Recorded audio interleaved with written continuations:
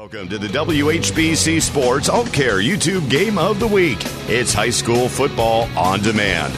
Brought to you by SARTA, Friends and Family Credit Union, Maslin Cable, Altman Hospital, CKP Heating and Cooling, Sarchone Ford, the United States Air Force, and Old Carolina Barbecue. Let's join Frank Salona, Billy Beebe, and our guest analysts for tonight's game.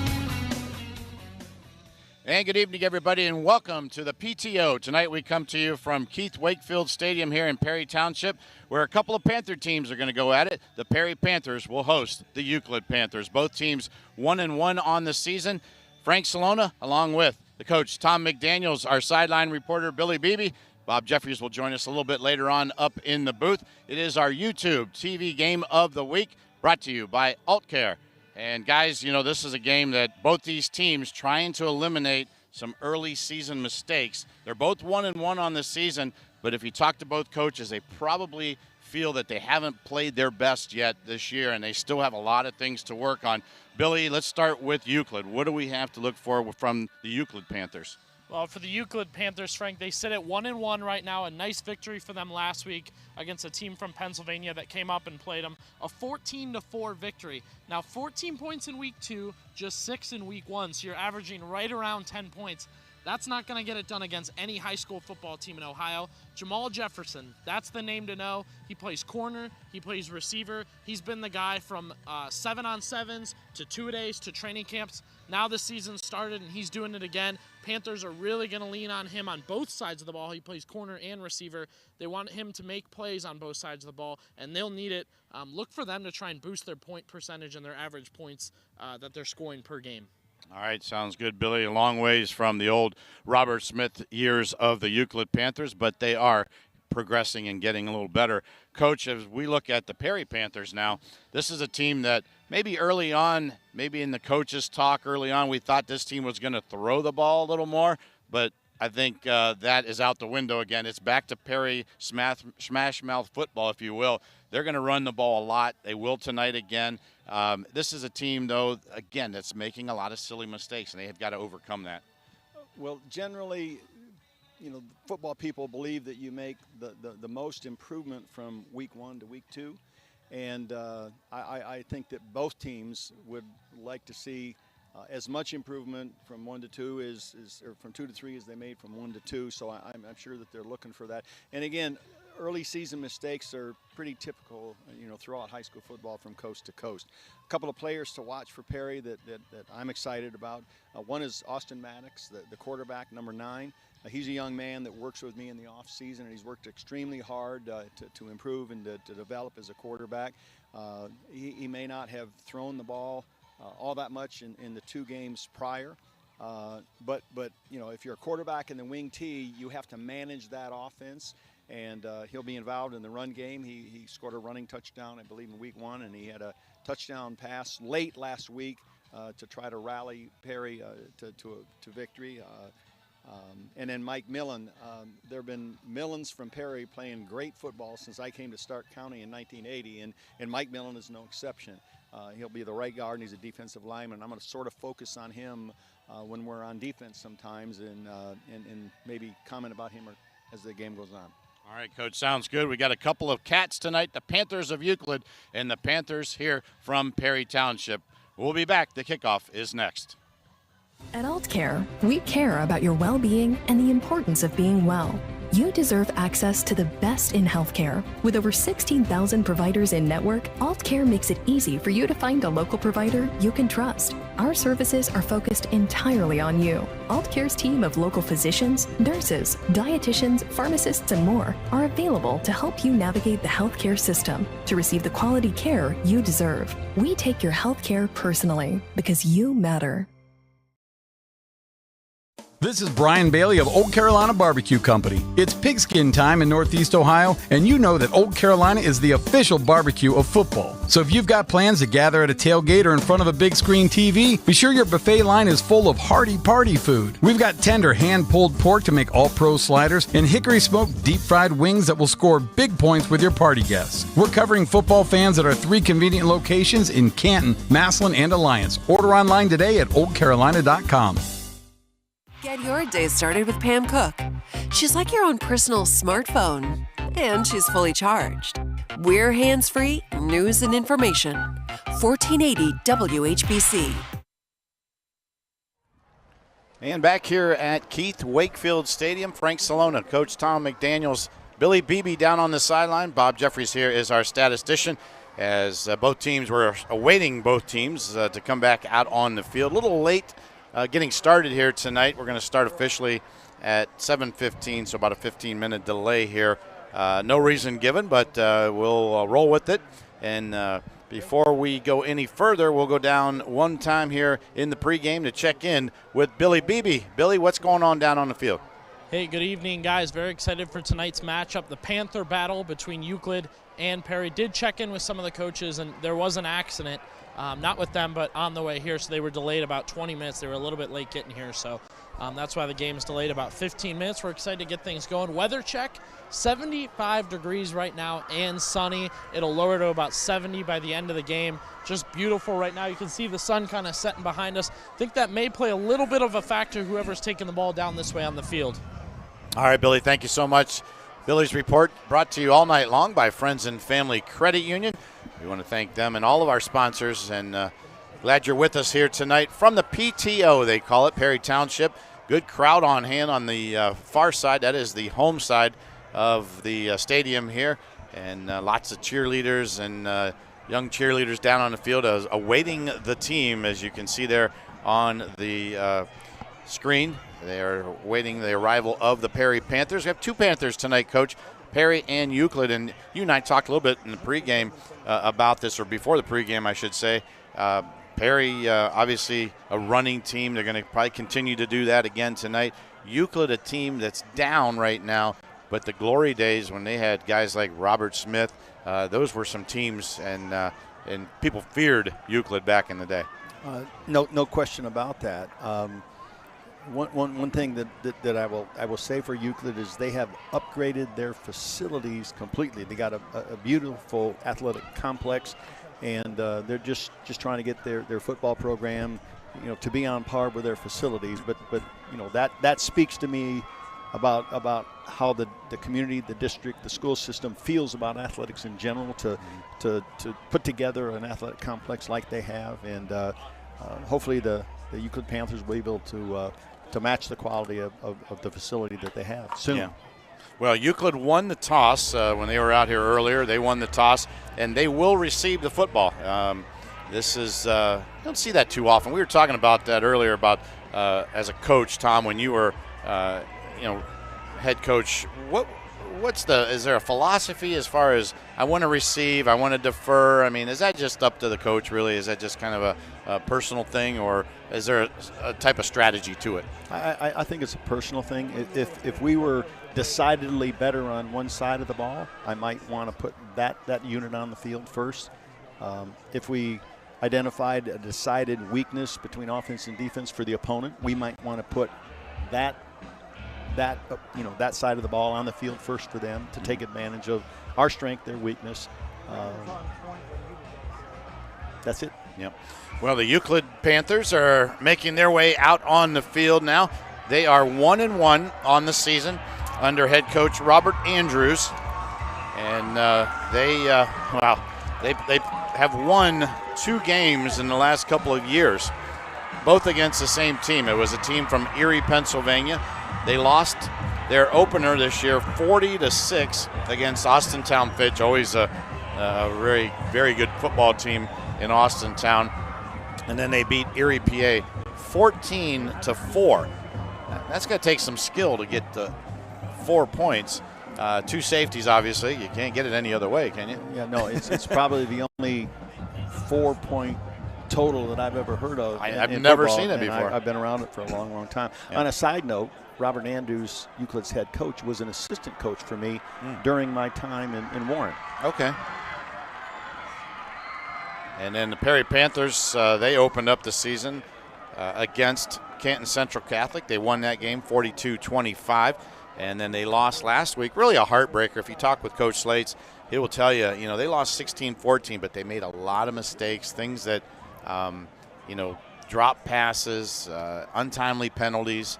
things like that. And as a coach, that's got to really eat you inside. Well, it does. And any time you're on the losing side of a close game, it's not hard or difficult to pinpoint, the moments of the game that probably determine the outcome. Yeah. And all too often it's an inopportune mistake on your part that caused your loss and contributed to their win.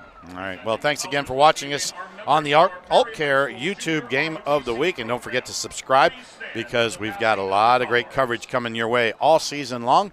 And while we have a second here, we'll pause for our national anthem.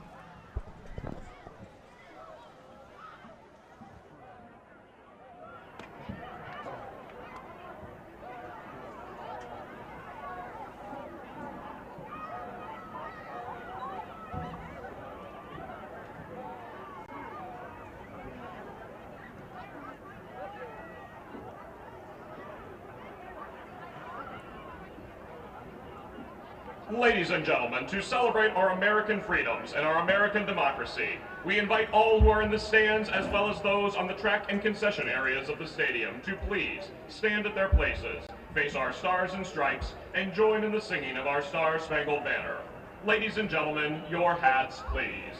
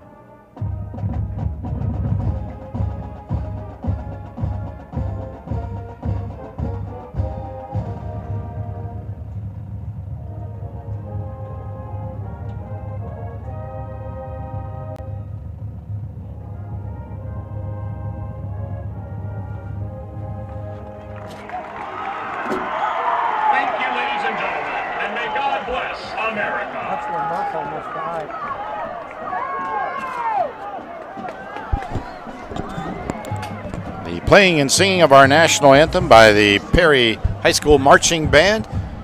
And we are about a few seconds away from kickoff of tonight's game. And again, the Perry Panthers 1-1 on the season. The Euclid Panthers 1-1 on the season. Perry next has McKinley as they start Federal League action, as they will be back here in the PTO against the McKinley Bulldogs. You know a little bit about that school, don't you, Coach? Yeah, just a little bit. We've got two teams trying to end up on the positive side of the win-loss ledger tonight. Panthers versus Panthers. So, there's a Panther fan base that's going to be happy after this evening, and there's a Panther fan base that's going to be disappointed. Yep, not like, you have Tigers over west of us here as the Massillon Tigers, Tigers, take on the Mansfield Tygers. These are both spelled Panthers, so we have no confusion tonight. As interesting, though, how in the same, basically, city, Massillon, you have Panthers and Tigers versus each other. So the Panthers of Perry will kick off, and doing the duties is Brock Higgins as they get set up. They're back deep for the Euclid Panthers. We have Corday Hill and Jamal Jefferson back there deep for the Euclid Panthers. Ball is teed up, and we are ready to go. Frank Salona, Tom McDaniels, Billy Beebe, and Bob Jeffries on a beautiful sunlit sky tonight as we get set for kickoff, and referees now have signaled that they are ready. Panther returners are shielding their eyes, looking into the sun as it sets in the west. The sun could be a problem on the opening kickoff. We were down there doing our pregame. Boy, it was bright, so I can feel for them. As another delay, I'm not sure Looks like we're ready to go now. John Evans is counting the number of players, literally. Okay. That's the worst thing you want is the kickoff, have too many guys or not enough guys out there. And here we go. We are underway from Perry Township. Kickoff being taken. That one's going to go over everybody's head. And the Euclid Panthers will come out on offense. And as they do, we'll take a look at the starting lineups for Euclid on offense. As Altman is here for you. We'll go with in your community. Williams, Davis, Gales, West, Thompson, and Porter are the front five. Oh, we got the defense there. We'll switch that up here in a second. They get the offense for you here. There we go. Euclid across the front there is Williams, Gales, West, Thompson, and Porter. Oh, got it again. We'll get it. We'll get it right. I'll just read it off to you. Here's a handoff. And taking it right side. Euclid in the gun. 2 wideouts, 2 wingbacks. 1 back to the side of the quarterback. Of course, the first guy they hand it to is number 84, and we do not have an 84 on our roster. The Perry or the Panthers offense will go with Robert King is the quarterback. Jamal Jefferson, the wide receivers. Tashawn Paul is a wide receiver. David Herford is the other receiver. The running back is Marquise Hall. Here is a pass play to Jefferson. Jefferson at the 30, breaks a tackle out to the 40-yard line and brought down at the 40-yard line. A pickup for a first down there. Across the front line for the Euclid Panthers, Williams, Kirksey, David Johnson, Buford, and Parker. The tight end is Dreante Frazel. Euclid had soft coverage to the left from the right corner for Perry, and through the outcut, they'll take that all day if they can get it. 1st and 10. Handoff, a little mix up in the backfield, and King is going to keep it. He'll get to about the 41-yard line as that Panther defense was swarming that time. We'll take a look at the Perry Panthers defense.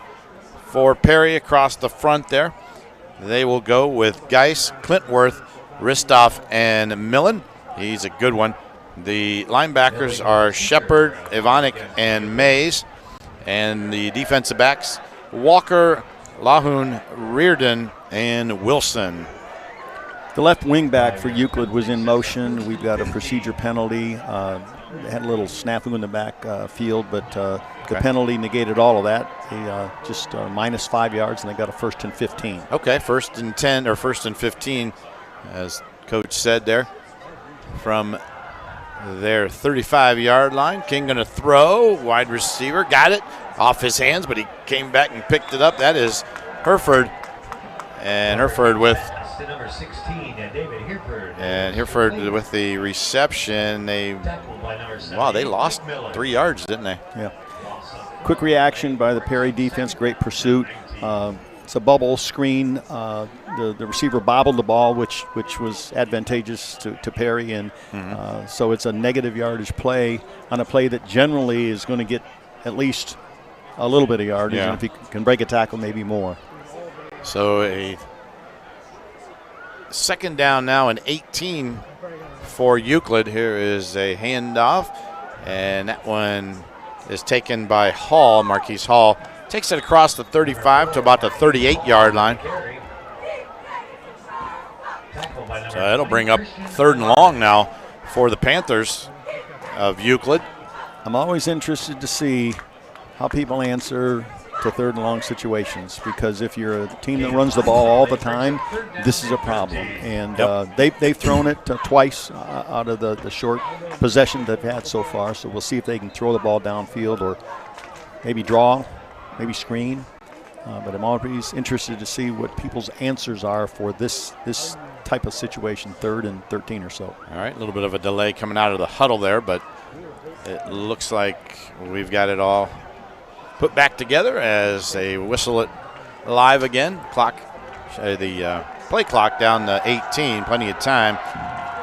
King going to throw deep. Oh, he's going to throw this one out of bounds, though. uncatchable ball, and good defense back there for the Panthers by Kyson Walker. The ball landed on far 20. Yeah. So we know that he's got an arm and he's got length, yes, but incomplete, out of bounds if he had caught it. All right, 4th down and 13. That'll bring in the punter, and Nyland Thompson is the punter for the Euclid Panthers, but now they're going to change. That's going to be Dreonte Faisal back there, number 7. I watched him in pregame, and he did his punt warm-ups, and he punts a knuckleball. Oh, boy. Which is unusual. Yeah.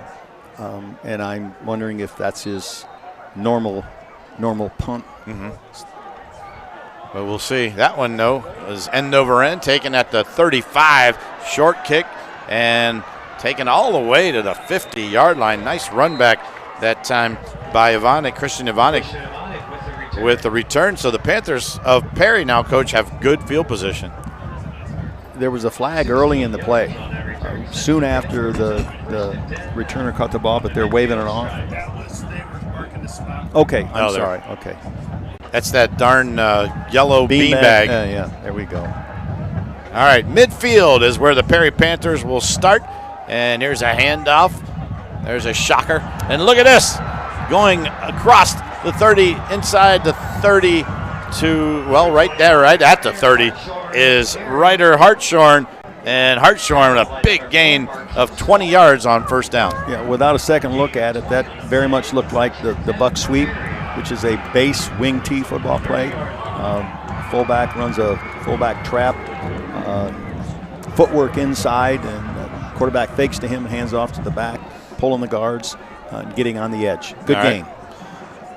Oh, big gain on 1st down for the Perry Panthers. Get a minute here. We'll set their offense for you. And in motion, turn, hand off again.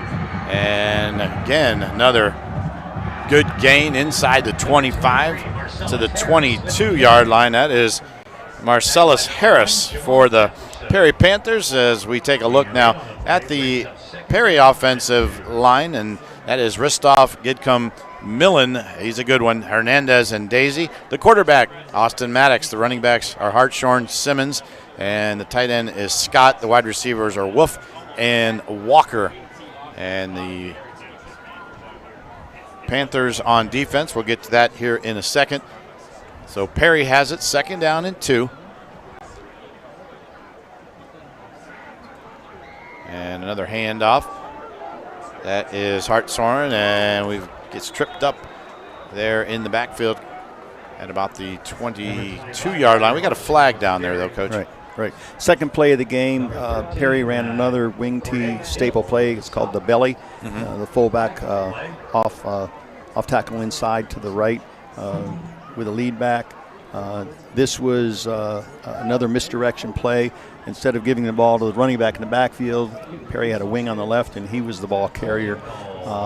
Euclid sniffed this out and defended it well, and also we've got the penalty on the field. All right, going back now to the 32-yard. Let's take a look at the Euclid Panthers defense here while we have a second.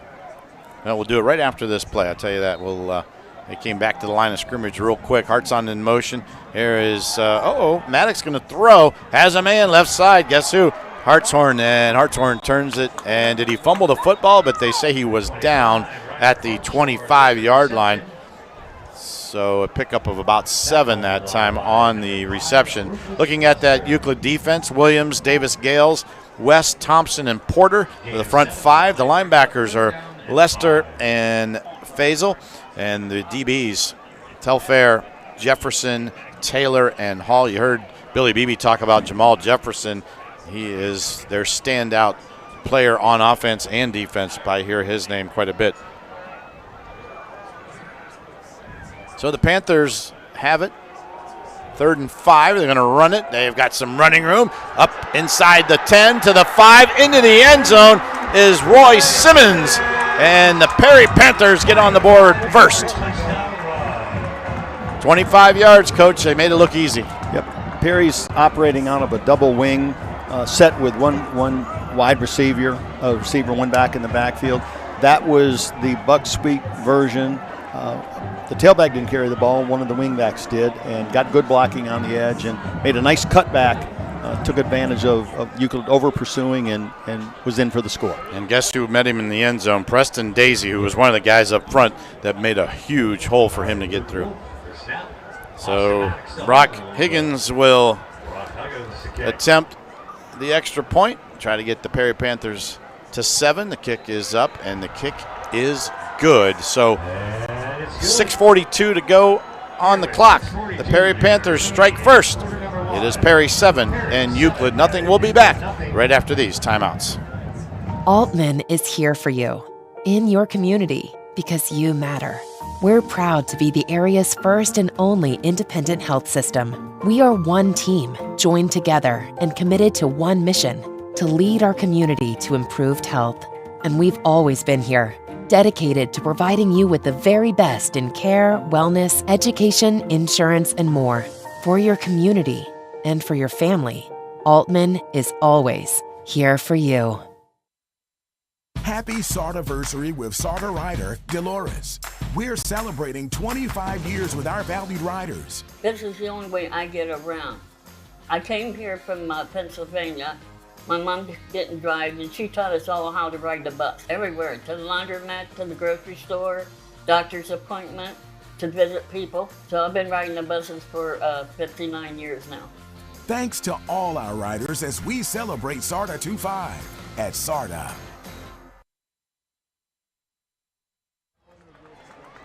And back here at Keith Wakefield Stadium in Perry, the Perry Panthers have struck first. A touchdown run, and Coach Tom McDaniels has that scoring recap brought to you by SARDA. Yeah, it wasn't a lightning strike. It did take 2 minutes and 16 seconds of time to score. Perry went 50 yards in 4 plays, had to overcome a penalty in the process to get the score.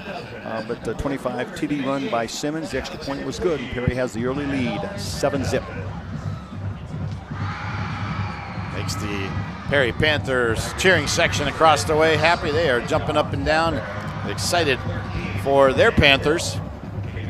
And Brock Higgins is going to tee it up and kick it off to a couple of other Panthers the other way. Here's a kick going to go into the end zone again. He's pretty nice with a couple of touchbacks already. Yeah, well, 7 yards deep in the end zone. So I'm giving Perry the early advantage in the kicking game. Yep. All right, Billy Beebe standing by down on the carpet. Let's go down to him. Brought to you by Friends and Family Credit Union. Billy. All right, guys, let's talk about a lost art in football, the eye black. Not being used much tonight, even with the glare going on here. Eye black created 1942. They used a charcoal. The Washington Redskins, Andy Farkas created it on his way to a Super Bowl. Now it's a grease tip that NFL players use to get rid of glare from the lights. Not scientifically proven to get rid of the glare. No, but it looks cool. All right, here's a handoff to Hall, and Hall gets a couple of yards out to the 22, 23-yard line.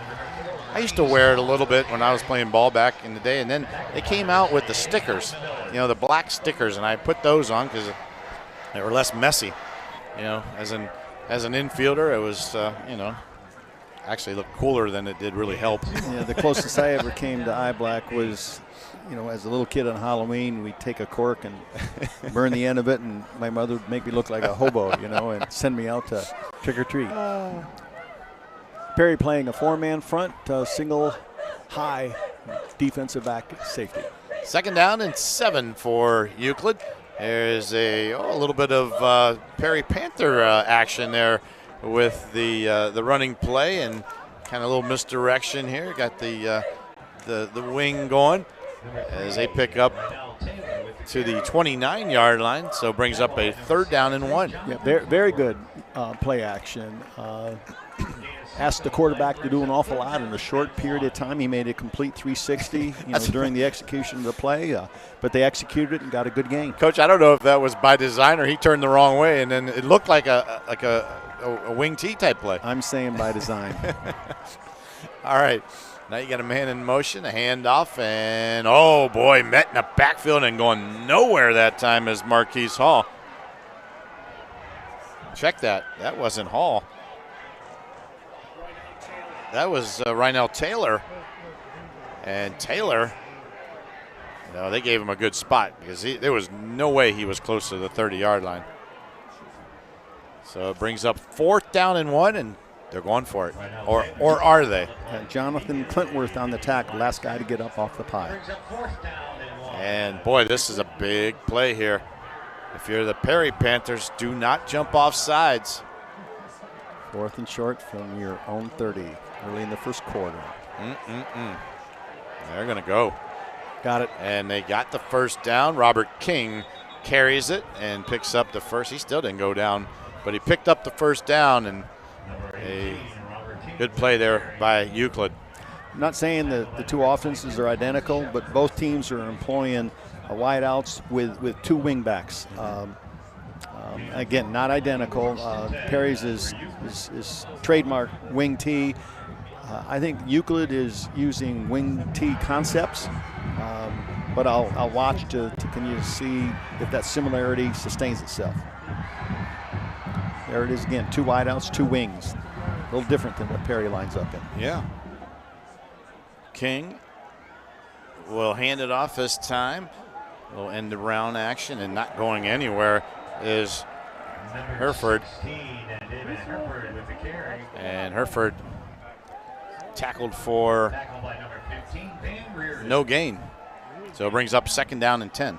That's the free safety making the tackle at the line of scrimmage. That's really good safety play to diagnose and identify that as a run to his right. And when he's making plays at the line of scrimmage, that's good safety play. Brings up 2nd down and 10. Clock at 3:30 here in the first quarter. 7-0. The Perry Panthers lead.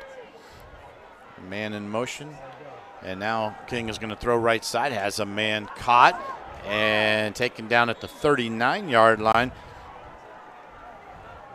is Anthony Bates. That's the second time they've taken advantage of the soft coverage by the Perry corners, and second time they've attempted it, and second time they've got a completion for a good gain. Not a first down, but a good gain. Yep. Sets up a 3rd and manageable situation. 3rd and 3 exactly, and see the shadows being cast over the field now a little bit.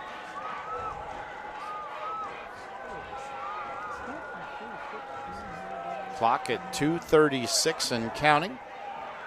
King gonna step up and run. Got nowhere to go, and he's swarmed under by that Perry defense, and leading the charge right there, number 20, that is the middle linebacker, Christian Ivanek.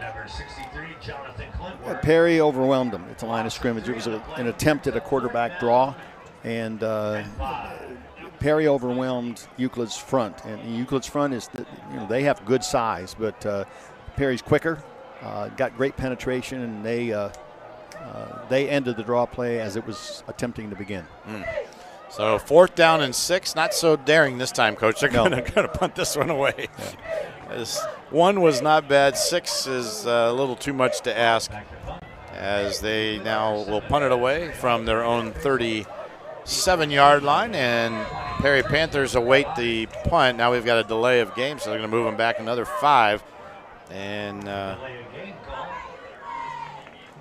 is Ivanek back there for Perry. Perry, I think the last year maybe, or I don't think those are new uniforms. They've got the white stripes on the shoulders.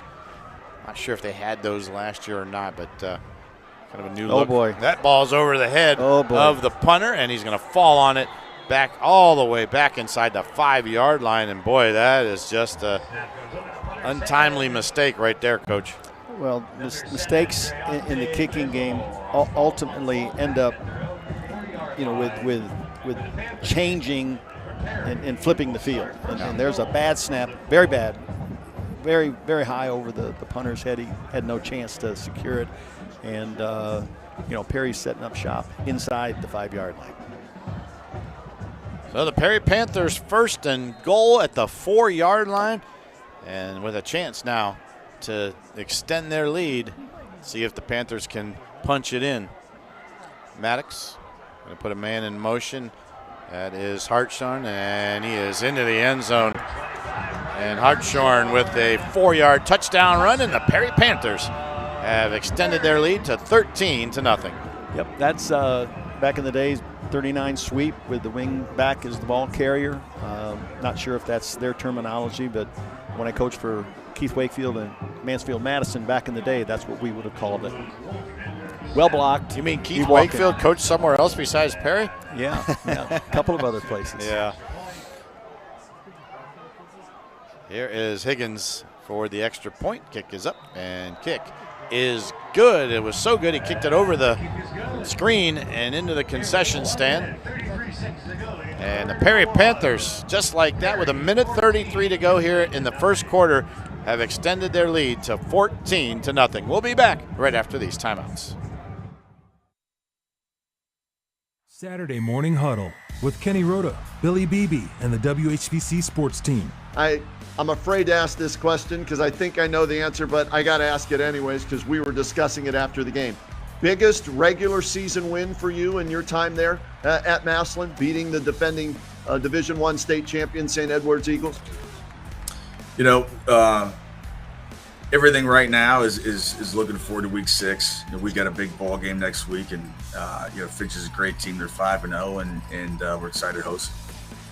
That's what I thought. Coach, thanks for the time. We appreciate it. I'll say it. I think it's your biggest regular season win. Congratulations on that last night. Best of luck the rest of this season, and we'll talk again down the road, all right? Catch us live on the WHBC Facebook page, the WHBC YouTube channel, and at WHBC.com. Saturday Morning Huddle, WHBC Sports. It's more than just the game.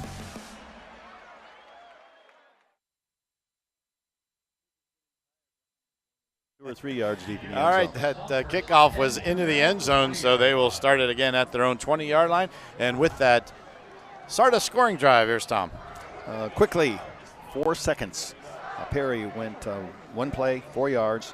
Hartshorn on the sweep to the left. Perry's second score of the night. Perry 14, Euclid 0.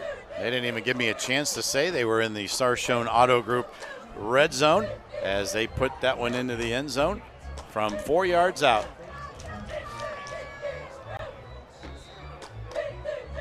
So now the Euclid Panthers will go on offense, and Robert King will try to get them moving here. There's a handoff.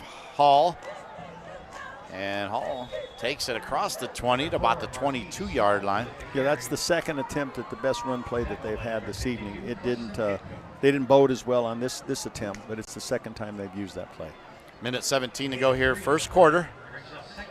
Frank Salona, Coach Tom McDaniels, Billy Beebe down on the sideline. We'll check in with Billy right after this play for a scoring update that we have from Billy and our WHBC app. 2nd down and 7.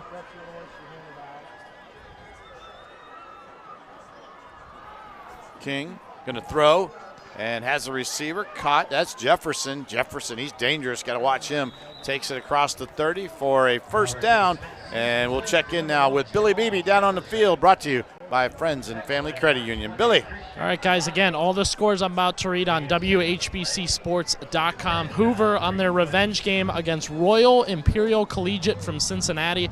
The Vikings up 21-0. Over on our radio game of the week, Louisville leads Northwest 7-0. Both those games in the second quarter. Salem and East Liverpool scoreless. Ridgewood leads Carrollton 13-0. Malvern and Harrison Central tied at 6. Southern Local leads East Canton 22-7. Lake trails Brecksville over on our stream game 7-0. Massillon a 28-7 lead over Mansfield. A game a lot of people have their eyes on. A game we thought would be high scoring. Just 7-0. Canton South leading Sandy Valley in the second quarter. Marlington looking to go 3-0. They're up 21-0 over Manchester right now. Green up 14-0 over Talmadge. Scoreless between Fitch and Glen Oak. McKinley trails Dublin Kaufman 7-0 in the first quarter. And Minerva and Beaver Local scoreless. All right, Billy, thank you so much. You are up to date now with all the scores. And the Euclid Panthers pick up a first down there on that last play. Here is a handoff. And not much going there to about the line of scrimmage, if that. to the 43-yard line, going to bring up a 2nd down and 10. Yeah, Euclid's best drive of the night. They threw the short pass versus the soft corner for another good gain, 3 for 3 on that. And then they showed us some option to the left. Quarterback may have pressed his pitch key a little bit longer before he pitched the ball. But we've seen an option play for the first time, but it's their best drive of the night, though they didn't get much on this first down attempt. All right, a little timeout now on the field, and we'll keep it right here. You know what? That is the end of the quarter. So after 1 here at Perry, we'll take a timeout. The Perry Panthers lead it 14-0. We'll be back right after this. At Friends and Family Credit Union, you, the members, are the owners. Our friendly staff serves over 11,000 members, assisting with their financial needs and bettering their lifestyles.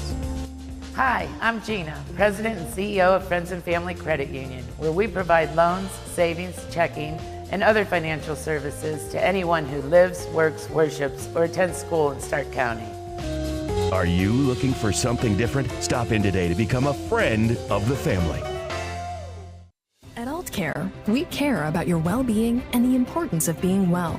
You deserve access to the best in healthcare. With over 16,000 providers in network, AultCare makes it easy for you to find a local provider you can trust. Our services are focused entirely on you. AultCare's team of local physicians, nurses, dietitians, pharmacists, and more are available to help you navigate the healthcare system to receive the quality care you deserve. We take your healthcare personally because you matter.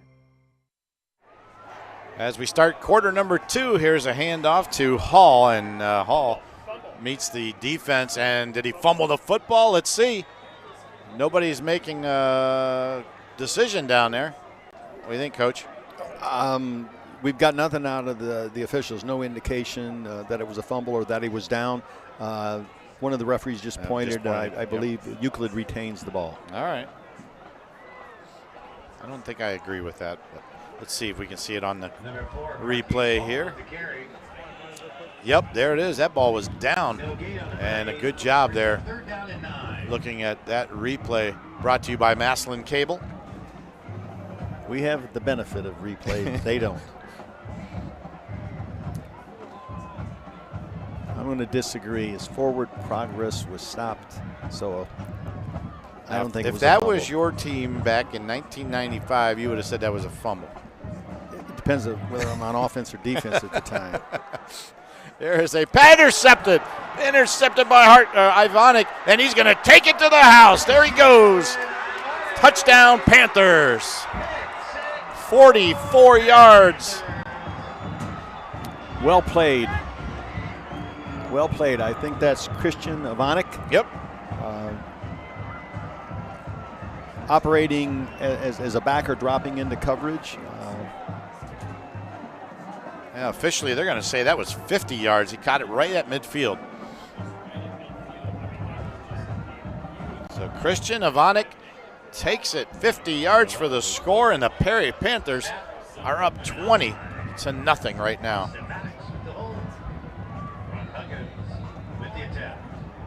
And Higgins for the extra point. It is up, and it is good. Quarterback took a good legal shot after the throw, too. Yep. He didn't stay on the ground, but... I keep calling that young man Higgins. His name is Huggins, Brock Huggins. Got it written down wrong. So apologize to Brock. It is Huggins. And so after the score, the Perry Panthers up 21-0. We'll take a quick timeout and come back right after this. It's Kenny and JT. Can you lose one game and still play for a national championship? Yes. No, not necessarily. You cannot lose a game in your division of the Big Ten. He's got an opinion, and he has got an opinion. The Kenny and JT Show. Weekdays between 3 and 7 on WHBC. Around here, we like to cheer for the local team. And MCTV is here to connect you to the game. MCTV provides reliable, high-speed internet and Wi-Fi. From checking scores online, to streaming games or watching replays, or even playing the game yourself, we've got the speed you need. Call today to add or upgrade internet service. We're connecting what matters most. MCTV. We go the extra smile. And back here at Keith Wakefield Stadium as we await the kickoff from Huggins here as he has it teed up. Yeah, thanks, Bob. We're going to carry on that conversation there on our field mic. We're going to move it. And that one goes into the end zone. And that is another touchback. And, Coach, let's go back before you give us that scoring drive, I guess, if there is one. Talk about the way that Christian Ivonic read that play and what he did. It was a two-receiver route combination. He's a backer playing it from inside out. The outside receiver ran a slant. The inside receiver ran into the flat. He read it correctly, got underneath the slant, showed good hands, caught the ball with his hands. It wasn't a body catch, and then knew what to do with it upon the interception. That's really good coverage by an inside linebacker versus that route design. Well, that one brought to you by Maslin Cable, and again, we'll keep that one in mind for our United States Air Force Aim High play of the game. Hall not getting anywhere that time on the carry. Brings up 2nd down and 8. You got about 2, I guess. One thing I might mention, too, is both quarterbacks are coming to the sideline for the next play. That means that the ball is going to be snapped later in the play clock as opposed to, inserting the play some other way. But it means the game is going to go faster than the scoring parade we had a week ago. King looks downfield, overthrows at a receiver there, and incomplete. So bring up 3rd down and 8. The receiver's open. It was a seam route, and quarterbacks have to get that up and down, over top of a linebacker, between the corner on the one side and the free safety working the play from the middle. Mm-hmm. So he was open where the ball should have been thrown at the reception point, but he overthrew him. It's incomplete. Our Billy Beebe is down there right at the line of scrimmage, catching the action, and we still don't know who 84 is. Billy, if you get a chance to ask one of the assistants or someone down there, maybe shoot us up information on that young man. And now we've got a delay of game. Coach, looking right at the play clock. You got one in front of you and one behind you. Is that on the QB right there? Well, it is. I know you said that the play is going to be coming in a little later, but it is, but in my opinion, it's unfair to put that burden on the quarterback. I was the guy that signaled plays to get him in quicker, but that's just me. Yeah. So 3rd and 13. Man open that time. Caught and taken out of bounds is Bates, and be close to a 1st down, but going to bring up 4th now and about 2, one long yard. They're going to say 2 on the scoreboard, and they're not even hesitating. Yeah, they're 4 for 4 on that route. That's the quick hitch route to the wide receiver versus soft corner coverage. There is the fullback this time, and going forward is Rynell Taylor, and oh boy, Perry Panthers are saying no. Euclid saying yes. Let's see.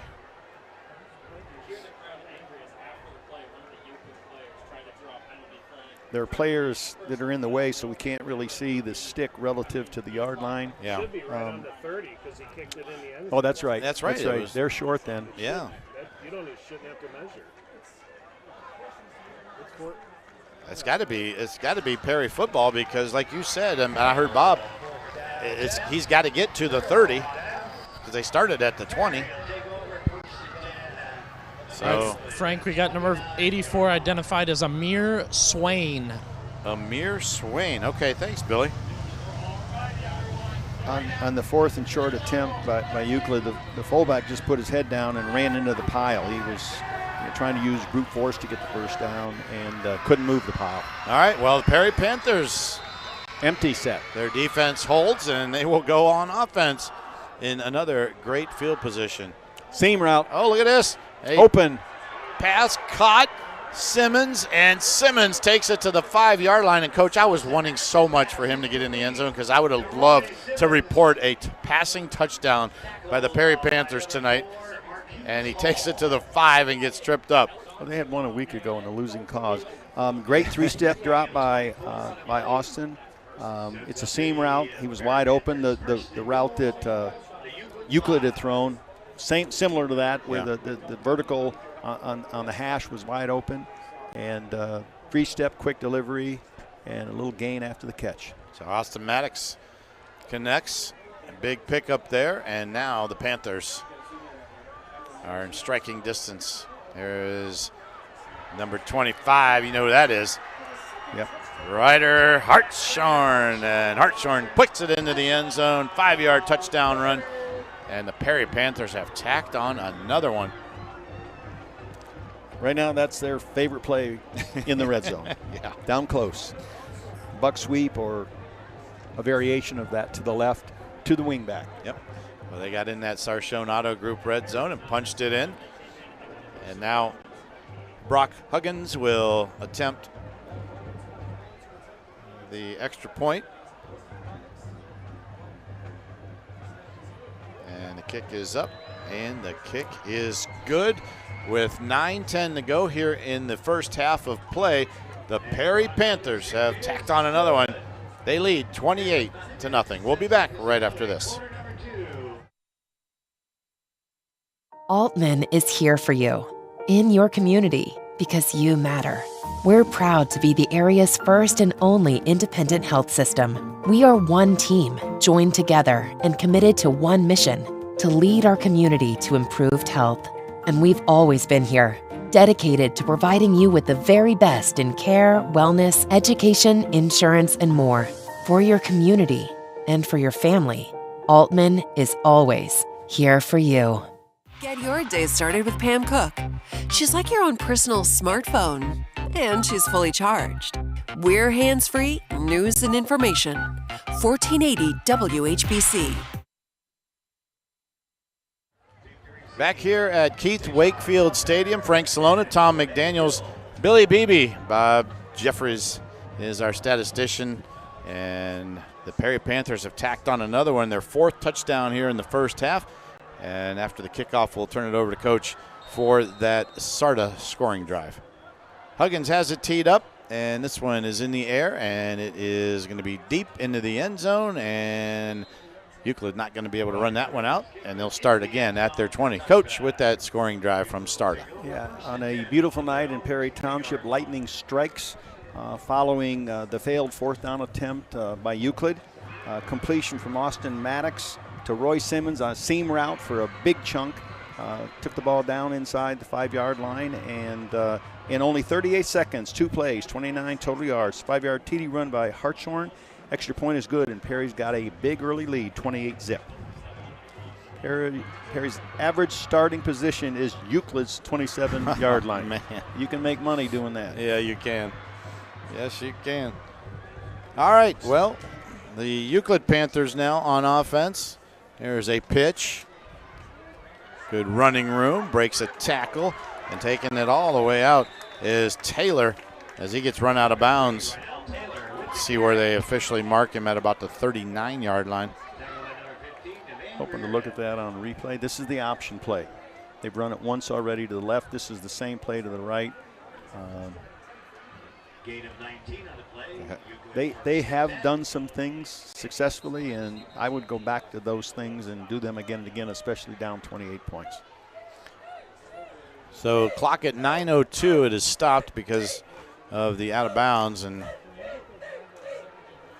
Perry doing a couple of substitutions here on defense. Yeah, Kyson Walker out at corner. Luke Wolf is in there as well. Here's a pass, and that one's going to be bounced to Bates that time, and we've got a flag.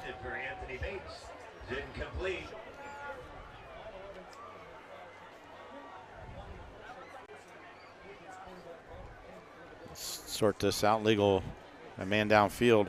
Ineligible man downfield for Euclid. That's hard for me to believe because the quarterback caught it and threw it. It's awful quick. Yeah, it was catch, set, throw, and number 63 for Perry, Jonathan Clintworth, was on the quarterback as it was released. So zero protection from the left side of Euclid's line.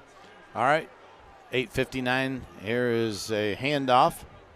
Going to stretch it out. Boy, look at the Perry defense stretching this one out all the way back. They lose some big-time yardage there as Hereford had nowhere to go. And great job there defensively as we take a look on the Maslin Cable replay. Number 27, Caleb Lawhon, did a great job of setting the edge, forcing the running back to lose ground in an attempt to make the corner, and he couldn't do it. All right, so now we're going to go trips on the near side, and we're going to send another receiver far side. So 4 in the pattern now for Euclid. Going to do a wide receiver screen. That's Hereford again, and he's got nowhere to go, really. At the 35-yard line, he picked up 2 yards. And credit that Perry defense looking really good tonight. And, Coach, they played well last week, too, against, a very good St. Vincent St. Mary team, holding them really to 16 points. And that team is going to score points as this season goes along. They just made a lot of mistakes that cost them some big offensive plays. But defense, Perry looks pretty solid tonight. They look quick to me. My hat's off to them in the way that they pursue, and I'm sure that they coach that. But it's never just one guy making the tackle. It's a gaggle of guys that are making the tackle. So a 4th and 14, and they're missing a guy on the field. They finally get one out there. And now we're going to have another delay of game called on the Euclid Panthers. I don't even know. Are they going to call? Yeah. So brings up now 4th and 19. Don't forget to stick around. Halftime. We have our Old Carolina Barbecue halftime report. Billy Beebe has an interview that I think you'll find very interesting. He caught up with the media and marketing group here from Perry High School, the production crew, and we'll check that out at halftime, as well as some scores and highlights from the first half. Our day before the game practice was largely devoted to the movement of people on and off the field. We call out the offense, and they'd run out. We'd have them run a play. Then we'd call out the punt team. Then we'd call out the defense. We'd simulate a score, and we had extra point people. But it was the ebb and flow of people always wanting 11, not 12, and not 10. Please report to the main ticket booth. So we got a little timeout on the field as take care of a little issue down there as both teams will go to their sidelines. And Billy, we talked about that your halftime interview and everything. I know you were in touch with the Perry folks all week, and I know we teased that a little bit. Looking forward to your interview. Anything you want to set up for us? Yeah, just really exciting, guys, what they're doing here at the high school. I think there's a lot of talk about the kitchen, right? Everybody knows the kitchen, but some awesome students working on video, audio, production. They're doing podcasts, they're doing photography, graphics. So you'll get a look inside that, and really a great group of kids that I got to talk with, along with the teacher making it all happen. Well, that's all very interesting, Billy, but, that food was really good, too. And, we want to thank the folks at 3737 Kitchen. They brought us some food in pregame, and what was it, Coach? Pulled chicken, right? I have no idea. You ate my sandwich, so I missed out on that. You had like 3 of them, and I barely got one by the time I got up here. I was down on the field working. And, well, I can't wait, Frank, to, every week on the huddle, I got to listen to Kenny brag about the food that they got. So tomorrow morning, I got a picture. I'm ready to show them. We'll have it live, Facebook and YouTube on the Saturday morning huddle tomorrow. I'm going to show them right away. Here it is. This is what the YouTube team got. There you go. All right. Hey, if you missed any of our YouTube games so far this season, you can check them out on demand. Just go to YouTube and click on check for WHBC. Find us, and subscribe, and you can find us all season long. Here's the punt taken at the 30-yard line and across midfield. 45, still on his feet, and across the 35, inside the 35, and brought down right there is Christian Ivanek. As I tell you what, this young man is impressive on punt returns, defense, offense. He does it all. Inside linebacker who returns punts. I'm impressed. How about that, huh? Don't see that every day. There's a look at that on our Masson Cable replays. You can see great blocking, and look at the way he switches hands there, Coach. 38-yard punt return. Yeah. Brought it back 38 yards. All right, well, the Perry Panthers were normally at the 27-yard line on average starting. Now they're going to start at the 32. And is that incomplete? Yes, it is. Incomplete pass. Sprint out pass action, by Austin Maddox. The snap from center was a little left and high, and that's the last place you want the snap if you're going to sprint right is a quarterback. Didn't have the outside receiver open, had to throw across his body because of pressure, and threw it a little low and in the dirt. Brings up 2nd down and 10. Clock stops, 6:48 to go here, first half. Maddox, hands off. Hartshorn, and he gets it inside the 30 to about the 29-yard line. You heard Billy talk about the Saturday morning huddle. Well, that Saturday morning huddle is such a hit. Lots of Stark County football fans checking it out. It's a great high school football recap with coaches, players, every Saturday morning on YouTube and WHBC.com, starting at 10 o'clock a.m., live on demand anytime. And Kenny Rhoda, Billy Beebe, host with coaches, players, highlights, and more. You can check it out on our YouTube channel. Clock continues to roll. Just over 6 minutes here in the first half. Maddox looks, throws deep, has a man, but overthrew him. And a nice job there defensively. But Luke Wolf was the intended receiver. Ryder Hartshorn, 6 foot 220. Euclid doesn't have a single defender that's getting him on the ground. It takes a gang tackle to get him down. When he's met and his momentum is stopped, he's not necessarily going down at that particular point in time. So he's a load, and Euclid isn't up to the task yet. So 4th and 7, and the Panthers are going to go. Maddox looking, throws, caught at the 20-yard line. What a catch, and enough for the first down, a pickup of 9 yards. It's a great catch, I grant you that. The defender tried to undercut the throw. It's a great throw on both ends. That was excellence at the quarterback position with the throw and on the catch with the receiver. Kyson Walker with the catch. Picks up the Perry first down. 5:53 to go here in the first half, and the Perry Panthers are on the march again.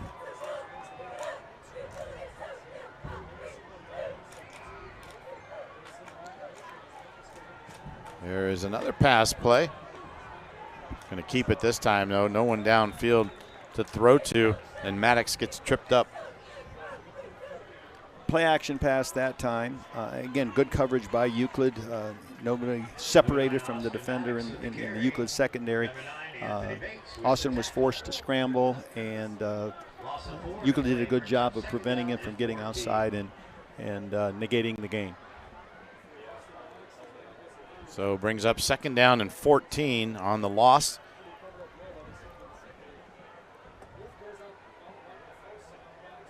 Panthers hand off this time to Harris, and Harris takes it to about the 20-yard line, so a pickup of 4. That's going to be close. Hey, guess what we got, guys? The pocket schedules. They're here. The 2023 high school football pocket schedules. Pick them up at Friends and Family Credit Union locations on Erie Street, South in Massillon, and Acme Fresh Market on Whipple Avenue in Canton, and the Federal Avenue in downtown Massillon, or you can stop by the 1480 WHBC studios and get one. Here's Hartshorn. He has some running room. He takes it into the end zone. Touchdown. 21 yards out. And Ryder Hartshorn scores his third touchdown of the night. And he showed there that he's not just big and strong. He's got a gear. Yes, he does. He ran through people and by people. Take a look here at our Massillon Cable replay. You can see him turn on the Jets right there about the 10-yard line, and no one was able to catch him.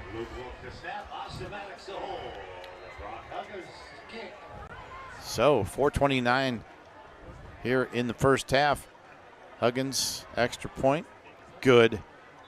And just like that, the Perry Panthers are putting this one away here in the first half. It's 35-0.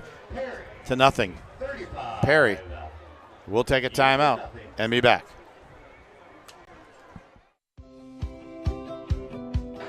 We provide both service like preventative maintenance on your local residential house. We provide custom ductwork. We do residential and commercial HVAC, and we do refrigeration for restaurants, for gas stations. We can fix your furnace, or we can fix your rooftop at your place of business. And you want someone that's experienced and done it all to make sure your home is comfortable and the temperature you like it.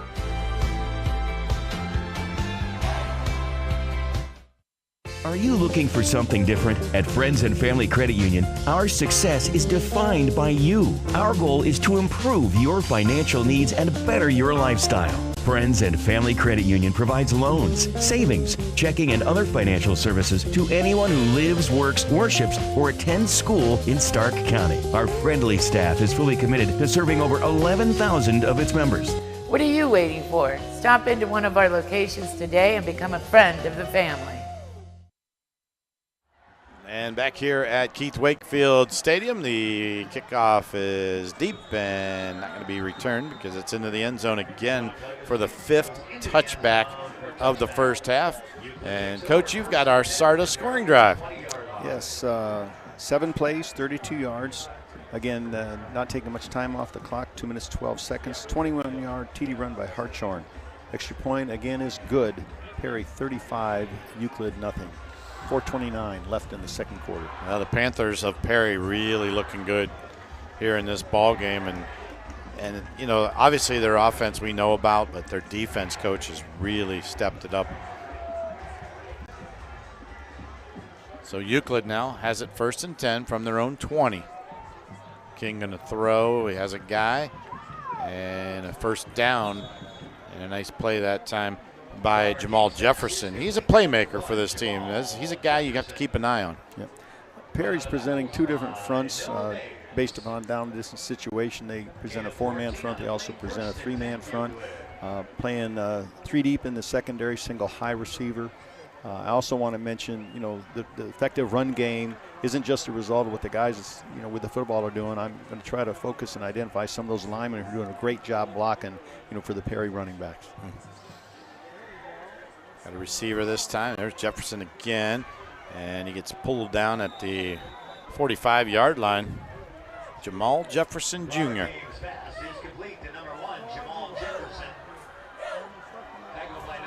Clock continues to roll. 4:09. Right now, the quick throws to the outside receiver versus soft corner coverage, and the option play. Those are the 2 most effective plays that they've been able to run so far this evening. So I think they got to present a variation of that, you know, in this possession. Maybe force Perry to make some kind of adjustment to deny it. Yep. We get a chance, we'll check in with Billy again. Maybe we can get another couple of score updates on our ticker, as that one goes nowhere on first down. And the Euclid Panthers are faced now with a 2nd down and 10. Billy, we'll come to you after this next play. If you can give us 3 or 4 scores there and check in on what that Cardinals Wildcats game is doing there down in Sandy Valley, as well as some of the other games that we have on our WHBC schedule. 2nd down and 8 for the Euclid Panthers. King with time.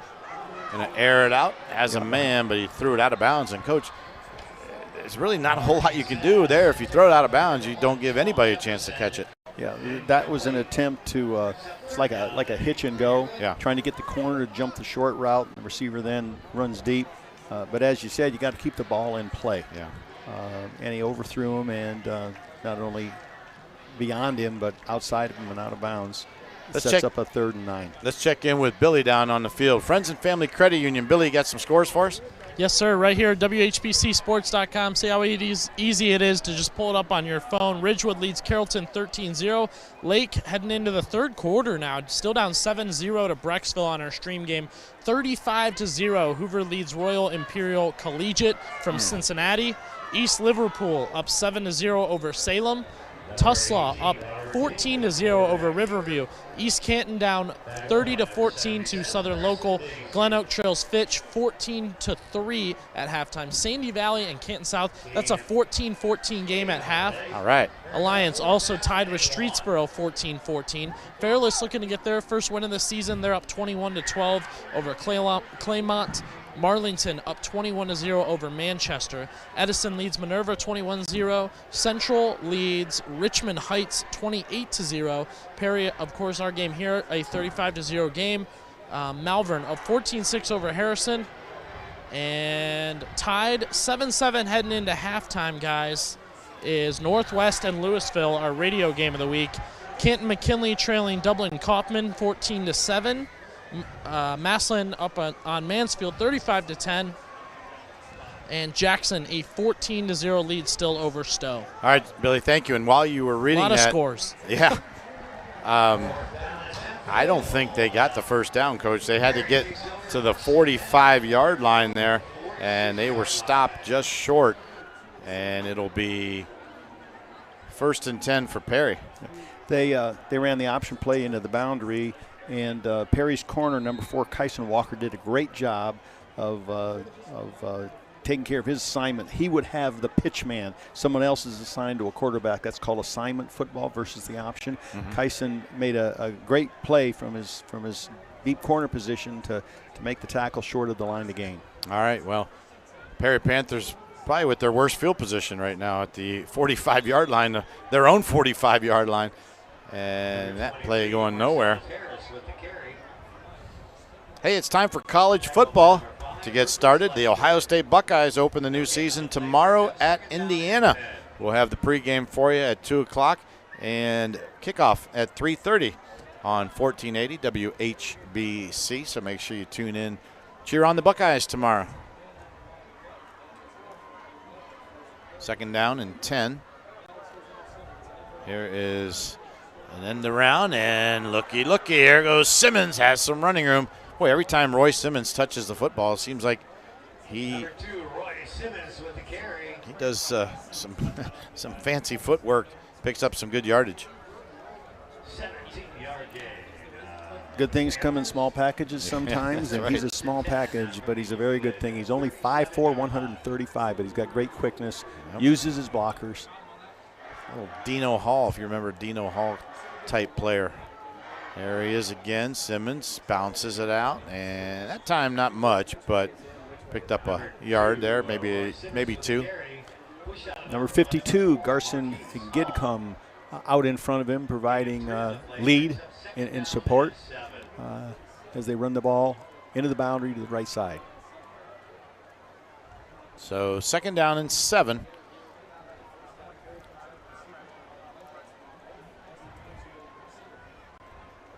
Panthers, clock at 1:03.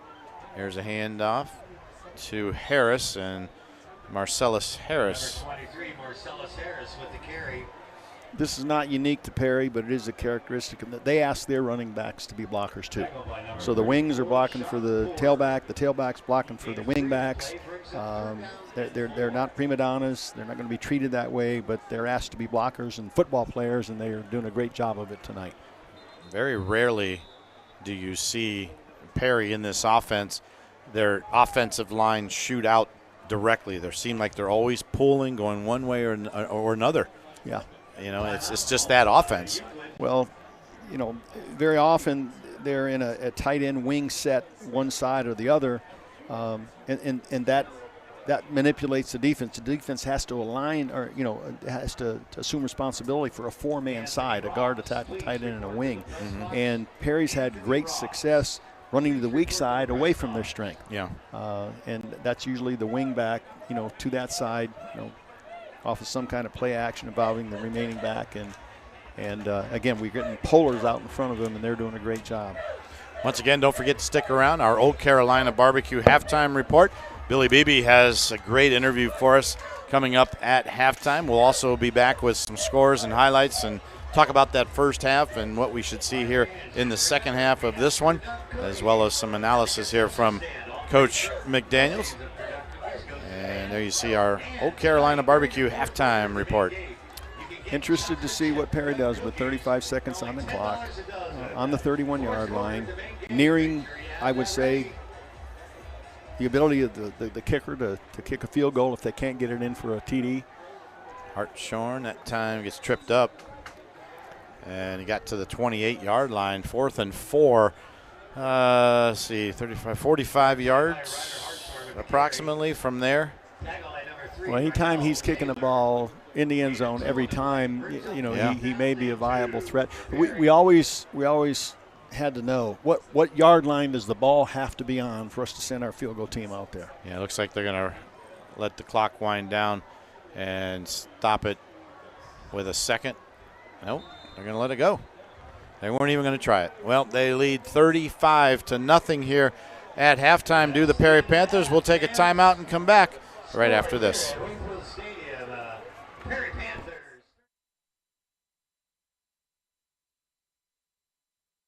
Saturday Morning Huddle with Kenny Rhoda, Billy Beebe, and the WHBC sports team. I'm afraid to ask this question because I think I know the answer, but I got to ask it anyways because we were discussing it after the game. Biggest regular season win for you in your time there at Massillon, beating the defending Division I state champion St. Edward's Eagles? Everything right now is looking forward to week 6. We got a big ball game next week, and Finch is a great team. They're 5-0, and we're excited to host. That's what I thought. Coach, thanks for the time. We appreciate it. I'll say it. I think it's your biggest regular season win. Congratulations on that last night. Best of luck the rest of this season, and we'll talk again down the road, all right? Catch us live on the WHBC Facebook page, the WHBC YouTube channel, and at WHBC.com. Saturday Morning Huddle, WHBC Sports. It's more than just the game.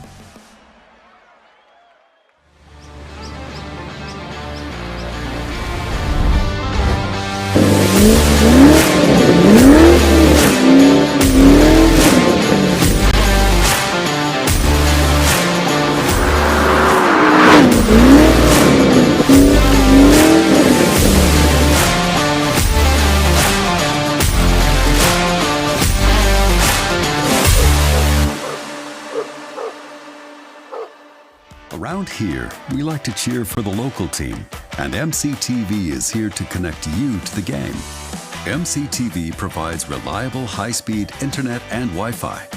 From checking scores online, to streaming games or watching replays, or even playing the game yourself, we've got the speed you need.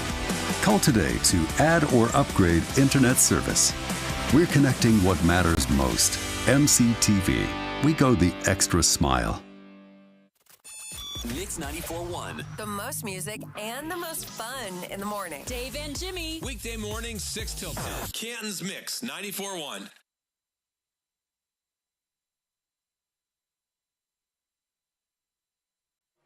And back here at Keith Wakefield Stadium as the Perry Panthers lead 35-0, Coach. And when you look at this team, you're like, wow, what impresses me is the offense, but the defense might be a little bit more impressive tonight. They're impressive on both sides. I mentioned earlier that I'm impressed with how well they pursue. There's a bunch of folks at the football on every play, whether it's a completed pass. We got defensive linemen who are rushing the passer and then rushing downfield to assist on a tackle on a wideout on a catch in a game. And offensively, you know, they're content to mix the ball carriers, mixed in a few passes, but they're clicking on both sides of the ball. And I'm trying to think of a critical mistake that they have made on either side of the ball, and I can't think of one. No, that's the thing. And, you know, you've got Ryder Hartshorn, who is just, you know, playing lights out tonight from that running back position. He is, you know, as good as advertised. I heard about him coming in to tonight. I know he's had some big games, and this Perry offense has chugged out a lot of yardage on the ground. He's been a big part of that. Yep. But tonight he's been just as good as advertised. Yeah, I'm not certain of the individual statistics. You know, we'll get those here in a minute, but he's making the most of every opportunity. All of their guys are. Yep. You know, they've been solid in the kicking game. You know, they've got, 35 points, and Euclid hasn't been able to attempt a kick return because everything's in the end zone. I'm trying to remember if Perry's punted. I don't know. I don't think that they have. So you know, so far that unit's had the night off. Yeah. You know, that's the way you'd like it. You'd like some of your special teams not to have to perform. And in this case, the Perry punt team has not been on the field tonight. And it doesn't hurt, too, Coach, when you start on average inside the 30 of your opponent every time you touch the football. So that doesn't hurt. Yeah, well, field position is everything. You know, on the other hand, Euclid's starting on the 20 after every score. You know, and they're looking at a long field. Yeah. And they've self-destructed on more than one occasion. So that combination of really good, solid, not mistake-free. Perry's making mistakes. I can't recognize them, might not identify them if I did. And the other team is making some obvious mistakes. And so you have a 35-0 halftime score as a result. Yep. All right, well, Bob's still working on the numbers. We're going to take a timeout. When we come back, Billy Beebe has an interview for us that I think you're going to really like, so stick around. We'll take a timeout and come back with Billy Beebe here at halftime as the Old Carolina Barbecue halftime continues on. The earth is 70% water and 30% land. But the entire sky belongs to us.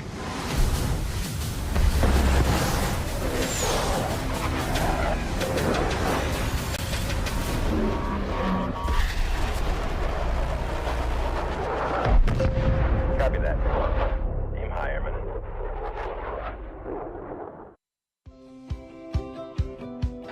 We provide both service like preventative maintenance on your local residential house. We provide custom ductwork. We do residential and commercial HVAC, and we do refrigeration for restaurants, for gas stations. We can fix your furnace, or we can fix your rooftop at your place of business. And you want someone that's experienced and done it all to make sure your home is comfortable and the temperature you like it.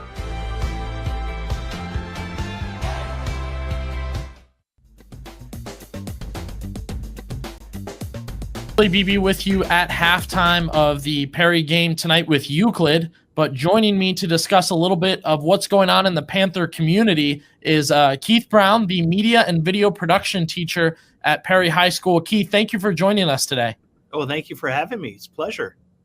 Talk to me a little bit about the program going on with you guys, because when we have these teams playing football, we also like to feature what's happening within the community. I know we've talked with girls golf, girls tennis at other schools. We've talked about some academic stuff, but I think it's really cool what you guys have going on at Perry. This in 2019 was the first year we started, and so we're pretty new to the game, but a focus on broadcasting in our TV studio, operating all the equipment, being like positive and confident on air, interview questions, being quick on your feet, all that stuff.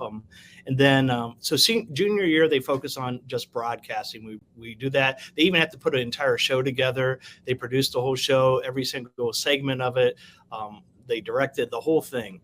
And then senior year is a focus on video production. So we get into like Final Cut Pro, Logic, some heavier end stuff, and then really challenge them with some videos, such as like, can you create a video that where the viewer feels an emotion? Like, what do you have to do? How do you make that happen? We also work on hype videos, but they just get a ton of experience. We get all sorts of opportunities flow our way, and social media is a big part of that too. We talk a lot about that. Photographs, social media, video, everything, all of that ties in together. One of the most recent things we did, I just put a podcast studio in this year, so that's be something brand new to the program. Podcast started a while ago, and I feel like they kind of faded off, and now all of a sudden there's this big resurgence back. So I thought I want to get that added into the program. A lot of tech-wise, I just try to keep pushing the envelope. Instead of cameras that are wired, so our class is in charge of the Friday night football games. We stream them ourselves from our home stadium, and then everything we do goes up on the big video board too. So all the replays, all the videos, all the camera shots, they're doing all of that. But this year we've added wireless video. So now instead of being connected to a cable and they can only go so far, now they can get pretty much anywhere in the stadium. So that's been something new that we've added. The studio, almost every year I try to add upgrades, whether it's monitors, microphones, bigger green screen area, stuff like that. So, as far as moving forward, I just kind of try to keep my eye on the technology that's evolving and try to keep us right on that leading edge of it and not have to work with, outdated equipment. So I really hope to set them up for either starting their own business, getting into a college program, or helping out. And because communication and like media spreads across practically every industry nowadays. So I saw the program as a freshman. I was like, oh, that's pretty cool. And then the opportunity came to join it during my sophomore year. So I put it on because I was like, you know what, this is something I want to do. And then when the Google Forms rolled out for doing the career tech, my first choice was this, and I was like, all right, let's see if I get in. And I got selected to be a part of it, and I was like, this is awesome. And then that whole summer, I pretty much was just getting as much research as I could, so that way, I knew a bit about what I was doing, but not too much, so that way I could learn some new things, and that's definitely what happened when I entered the program. Well, so specifically for like the show that we did last year for Keep It Rolling, we would take turns going in the back and like being on the tech side of things, and then there'd be everyone in the front or in front of the camera. And so like each person who maybe had a segment, like I always did a segment with my brother and then a few of my friends, and so we would split the editing and stuff on that, and just like whoever had time to do something, they would do it, and we just like coordinate and do that kind of stuff. And like Mr. Brown will put us in groups and we'll work on group projects, and it's pretty like it's like a system that we have. And it works pretty well, I'd say. So I am from East Canton, but my trade school, as many would say, is media video production. And so I drive about 30 minutes from my house to Perry just to do all my like academics and stuff. So I go to media video production as my trade for about 2 hours, do a little bit of that. And as I found out from my friend, as I previously mentioned, I found this program and I was like, this looks really fun. I really want to do it. So I signed up for it through my East Canton counselor, and I got in. We got to help out with the fair, and I actually got to leave school and go to the fair and record some things. And so that was really cool because I got to see behind the scenes of stuff that goes on during the fair and get up close and personal with some people and see animals really close. And that was super cool. I know I also it's not necessarily a project, but I like going and doing things outside of school. So like helping to record the choir programs or the musicals. I really enjoy doing that. How they conduct themselves, being part of the industry and getting in there and just being positive and confident it goes so far that that's the thing that just blows my mind. Our main place is on YouTube, and it's called The PHS News. So all those shows they talked about are on there. All the PHS News we do every day are on there. That's our main thing.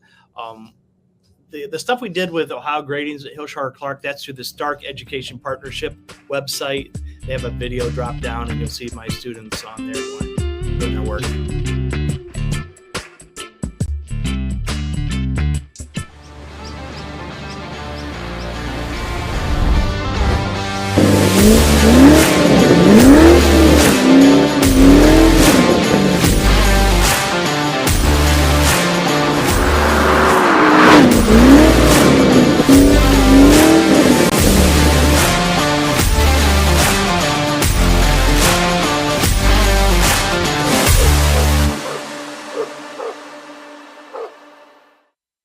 Get your day started with Pam Cook.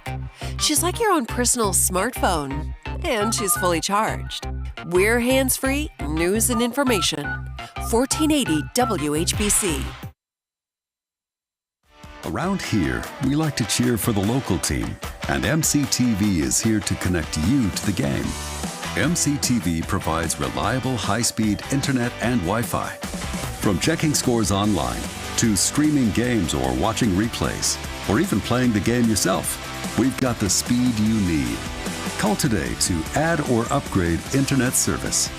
We're connecting what matters most. MCTV. We go the extra smile.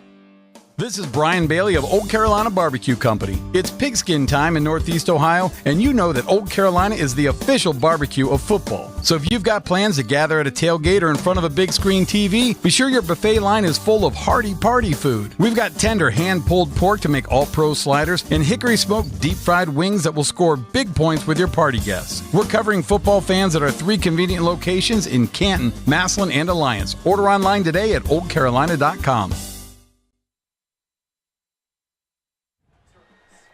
And back here at Keith Wakefield Stadium in Perry, Frank Salona, Tom McDaniels, Billy Beebe, and Bob Jeffries at halftime. It is our Old Carolina Barbecue halftime report. And our score here at halftime, it is the Perry Panthers 35 and the Euclid Panthers nothing. And, Coach, we've got some numbers that are probably leaning a lot towards the Perry Panthers' way. I'll let you take over and read those stats. We are. I'll quickly run through the halftime team stats. Euclid with 59 yards rushing, Perry with 110. Euclid 64 yards passing, Perry with 40. Euclid 6 first downs, Perry has 1 more with 7. Euclid 123 total yards, Perry 150 total yards. The surprising thing is they've done that on 19 plays. Wow. They've got 19 plays that have contributed 28 offensive points. The pick 6 accounts for the other touchdown. But that's a number that you don't see all that often. Euclid has 1 turnover. Perry does not have a turnover, and Euclid has had 5 penalties for 25 yards, and Perry almost penalty 3, 1 for 10 yards. Individual stats for Perry, Austin Maddox is 3 of 5 for 40 yards, no TDs, no interceptions. Ryder Hartshorn, only 6 rushes. It feels like he's rushed many more times than that. But again, they've only had 19 offensive plays. 55 yards, the big number is 3 TDs. Roy Simmons, 3 carries, 45 yards, and 1 TD. Roy Simmons, 1 catch, 24 yards. On the other side of that coin, Robert King, the quarterback for Euclid, is 8 of 12, which is a good completion percentage for 64 yards. Has had the 1 interception. Again, it was a pick 6. Rynell Taylor, 7 rushes for 28 yards, no TDs. And Jamal Jefferson, 4 catches for 54 yards and no TDs also. All right, Coach. And, you mentioned Christian Alvanik, and, that interception right now is our leading candidate for our United States Air Force aim high play of the game. And you broke it down after it happened there. We looked at the replay, and that was, it's textbook when you really think about it, the way, he, drifted back and was in the middle of 2 breaking receivers, I think you said at the time. So, well, he played the outside receiver coming in, and he had the defender on the outside made the play on the outside receiver.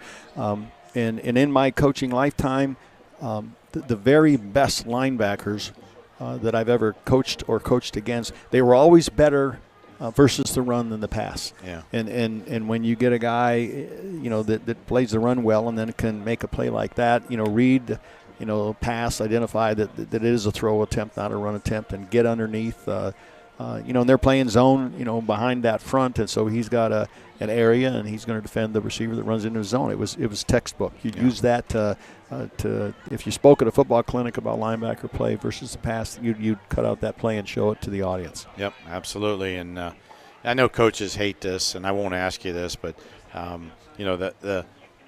who was the greatest running back you ever coached, or who was the best quarterback you ever coached, and things like that is you seem to get that a lot from the media.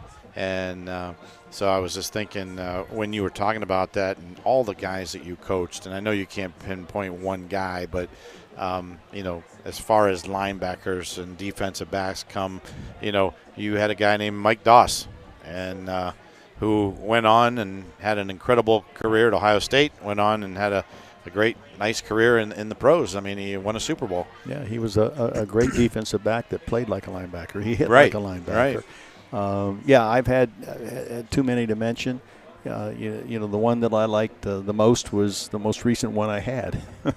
There's a long list of running backs, long list of really, really good players at every position virtually. I was at the right place, right time, surrounded by a lot of great players and great assistant coaches. Yep.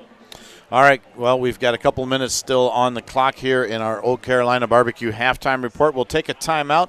When we come back, we'll take a look at some scores from around the area, and then we'll send it down to Billy Beebe with a check-in before our second half kick, and we will have our second half kick. You got something there, Coach? No. Oh, okay, I thought you said. All right, and we'll do that right after this timeout. We provide both service like preventative maintenance on your local residential house. We provide custom ductwork. We do residential and commercial HVAC, and we do refrigeration for restaurants, for gas stations. We can fix your furnace, or we can fix your rooftop at your place of business. And you want someone that's experienced and done it all to make sure your home is comfortable and the temperature you like it.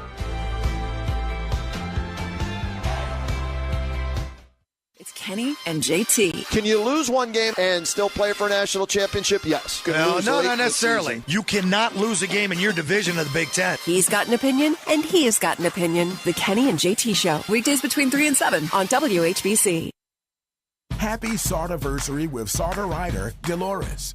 We're celebrating 25 years with our valued riders. This is the only way I get around. I came here from Pennsylvania. My mom didn't drive, and she taught us all how to ride the bus. Everywhere, to the laundromat, to the grocery store, doctor's appointment, to visit people. So I've been riding the buses for 59 years now. Thanks to all our riders as we celebrate SARTA 25 at SARTA. You're going to do them, then come to me. All right, well, we're back here at – we are back, right? Okay, we are back here at Keith Wakefield Stadium, and just chatting here with Billy down on the field. And Billy, we're talking here at halftime. I said when we come back, we'll take a look at some scores, and if you've got them, you can give them if you'd like. And we were going to check in with you anyway, so let's go down to you. Yeah, guys, a lot of great games happening. A couple revenge games for teams coming off two losses last week. So Hoover's the big one. They lead Royal Imperial Collegiate from Cincinnati 41-0. A big bounce-back week for Hoover. Other games we're checking in on.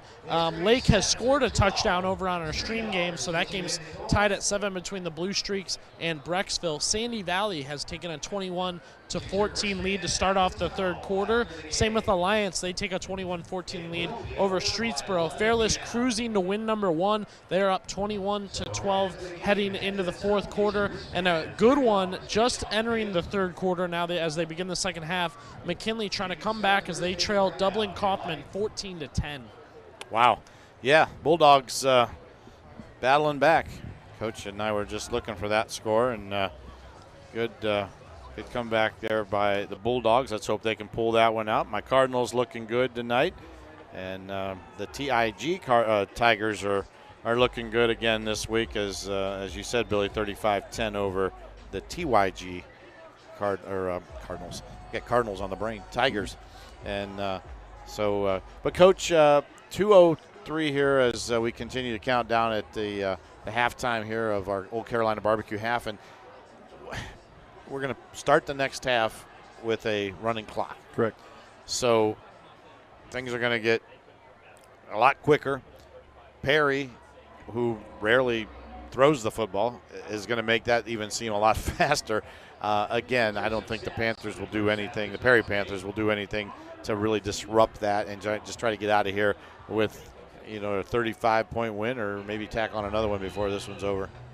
I would expect Perry to start their starters the second half on both sides of the ball with a lead like this, and they received the second half kickoff too. Right. I always thought that was important no matter what the halftime score happened to be, and if we happened to be in a game that was completely in our control like this is for Perry tonight. Yeah. Thought it was still important to go into halftime, come back out, and then do something in the second half. Either get a 3-and-out on defense, or take the ball and have a possession that ended up in a score. And then we'd begin to substitute with a running clock and with a formidable lead. As a coach, what is that discussion like at halftime when you're up like this in this situation where you've dominated? I don't think there was a running clock back when you were coaching, was there? At the very end of my time. At the very end, yeah. Okay. But I mean, what's the conversation like? I mean, you don't want to really let the kids or think that you're trying to coast now, but is there still coaching going on? I mean, as far as let's not have a letdown. Let's not look silly out there, and let's not try to embarrass anybody. Yeah, it was for us. It was all about, if you happen to be on the field, we expect you to play hard. We expect you to play as coached. It's about measuring up to a standard of play. Yeah. The score is the score. Yeah. And the other thing is, out of earshot of the players, I told the assistant coaches, get ready to get the backups in, and don't turn this into a circus on the sideline. Right. I'm not going to be happy when we begin to sub, if we've got 13 out there, or we've got 9 or whatever. And so the assistants were under the gun from that standpoint, but that was out of earshot of the players. So, we talk about playing for 48 minutes, and we never talked to the starters about, well, we're going to yank you, but that was going to happen. They didn't know when. Right. All right, well, we're waiting. Here's both teams getting their final instructions. And you mentioned your coaches, and while we have another 30, 40 seconds or so here before we kick off the second half, Coach, we'll bring you in here. What the Tom McDaniel's coaching tree, and I know that now you have time to think back on this. Some of the guys that were your assistants, what are they doing now? Where is the McDaniel's coaching tree at now? Well, other than the one that's in Las Vegas and one in Houston. Yeah, the McKinley coaching tree, most of those guys are my age, and some are living at the villages in Florida. Some guys are retired and still living here in Stark County and have part-time jobs. They're working for Kemp Thorns, or they're mowing grass at a golf course like I am. The staff I had in Warren was a younger staff. And there are multiple guys. Robert Andrews, the head coach of Euclid, was an assistant. DJ Doda, John R. Lessick, multiple younger guys who took our experience together in Warren and turned that into head coaching opportunities. And I'm real proud of that. Real proud of them for loving the game and wanting to be a head coach, and hope that some capacity I contributed to their ascension to head coaching status. Yeah. Well, and then we mentioned the two that are at that elite level right now. You've got obviously Josh in Las Vegas and Ben down in Houston, and obviously I know you couldn't be more proud. Oh no, they knew when they were young that hey, this coaching gig, my dad looks like he's having fun and getting paid for it, and so they knew pretty young that they might want to coach, and we never talked about the NFL. And at some point, I remember recommending that they graduate from college, get a graduate assistantship and go into college coaching. Yep. We never knew they'd end up where they are. We're just thrilled about it. Did you ever want to go any higher? Had a couple of opportunities, one with Glenn Mason when he became the head coach at Kent State, but I was going to have to take like a $10,000 a year pay cut, and I had 3 young boys. I couldn't do it. They didn't pay you back then. Yeah. All right, well, we are just a few seconds away from kickoff here as the Euclid Panthers will kick off. Thompson will tee it up, and he will kick it off to Perry. Again, we will have a running clock here to start the second half. And the short kick taken at about the 18-yard line and run out of bounds is Roy Simmons. And again, even though Roy went out of bounds, there's no stoppage of the clock here. It'll continue to roll, except for when we have a team called timeout or a injury or end of quarter. And that is the only times that we will stop the clock. So 11:25 and counting on the clock. The Perry Panthers will come out on offense. Austin Maddox will be the quarterback. And the Perry Panthers are going to send a wide receiver far right. it's going to be a running play that way. And Hartshorn is the running back and taken down at about the 30-yard line. So pickup of about 3 or 4 yards there. Yeah, that's the starting 11. Yep. To my best ability to identify. So that's what I would have done. I would have started my starters, and they're doing that to begin this third quarter. I want to talk about our Roars Nursery call-in show in Garden Center. Let's grow together every Thursday morning at 9 with Pam Cook. She'll host a show along with Matt and Rachel from Roars. Great info all year long. Here's a running play by the Panthers, and again, met at about the 32 yards. So Simmons again picks up a couple of yards there on the carry. Perry had an unbalanced line to their right, Euclid's left, and Euclid didn't make an adjustment for the unbalanced line, so there was a natural hole. Didn't get as much as they might have liked, on that carry, but I'll look for that to happen again, because if Euclid's not going to adjust to it, then Perry's probably going to go back to it. So the Panthers have it, 3rd and 4 at their own 32-yard line. Hartshorn again, and that one is stuffed out, nowhere to go that time as he gets tackled for a loss, and a good defensive play that time by Amon Gordon, who was back there from his DB position. Yeah, lots of penetration from Euclid from their right defensive side, and Perry couldn't get to the edge, and negative yardage on the play. Yeah, he lost 6. Yep, creates a 4th and long. 4th and 10. Clock continues to roll for Perry, and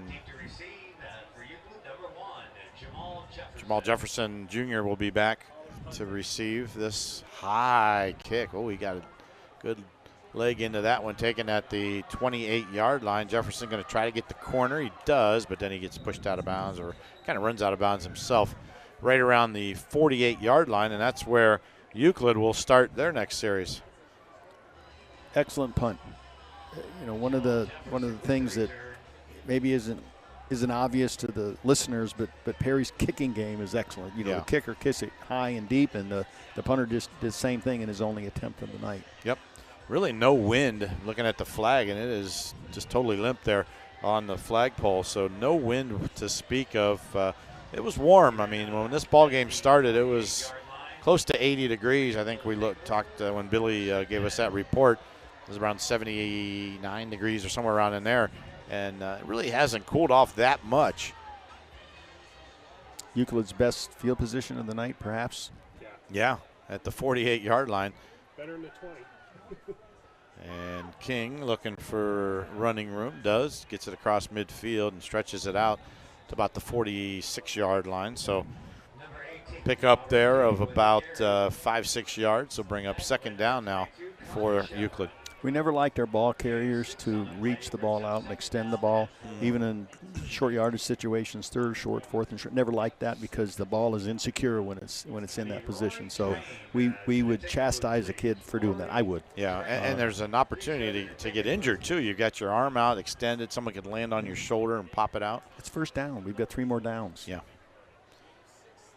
2nd down and 4 after that pickup. King going to throw it quick this time. Nice defensive play that time, knocked down by Jaden Wilson. Yep, he anticipated it. The ball was in the air, and he was out of his back pedal and breaking on the ball as it was in the air.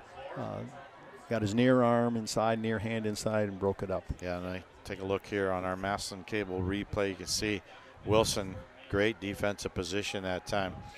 Makes the stop. Yeah, defensively, Perry had conversations at half about what they needed to do better. It was to deny that short completion of the outside receiver, and that's a good example of that. Their cushion is not as great as it was starting the game. They're a little tighter aligned. 3rd down and 4.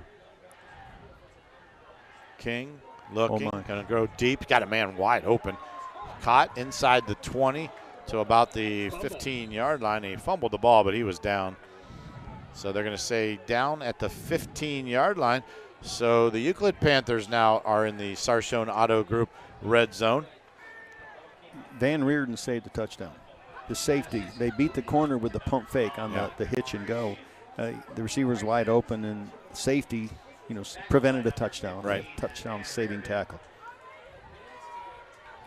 Clock continues to roll. 6:50 here in the third quarter as Euclid has got something going here to start the second half. King throws. That one low. Incomplete. Not really a chance for Jefferson to come up with that one. This is not what Perry wanted to have happen.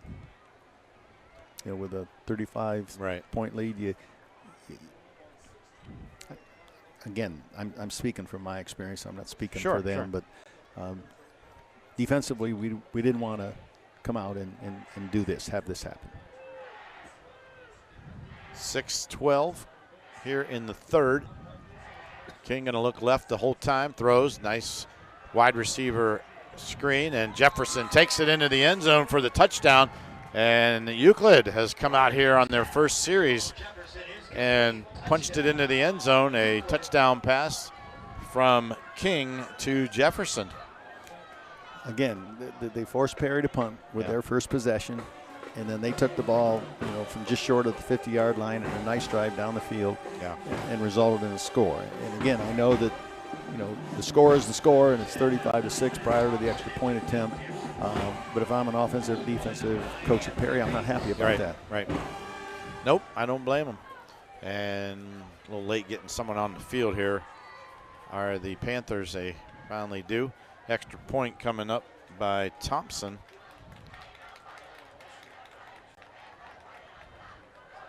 And that's a high snap, and that one's going to go nowhere. So 35-6 after the touchdown. 5:48 to go here in the third quarter. We'll take a timeout and come back right after this.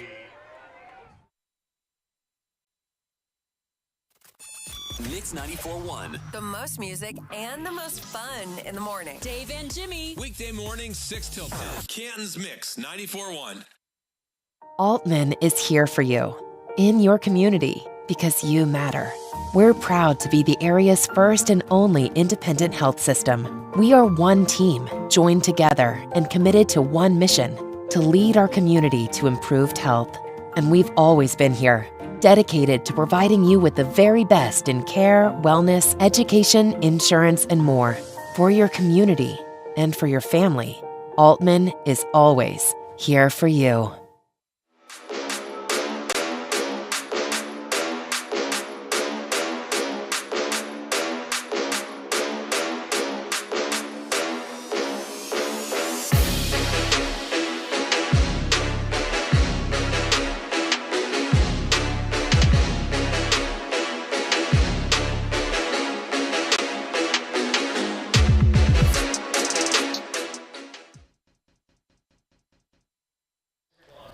And back here at Keith Wakefield Stadium, Frank Salona, Tom McDaniels, Billy Beebe, and Bob Jeffries with you tonight.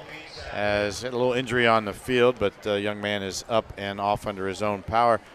Coach, take a look at that Euclid scoring drive brought to you by SARTA. Yeah, they had great starting field position just near the 50-yard line, went 52 yards in 5 plays. 3 minutes, 13 seconds time of possession at 5:48 in the third quarter. 15-yard TD pass from King to Jefferson. The extra point was no good. High snap from center that wasn't handled. I mentioned that Perry couldn't be happy about that defensive series.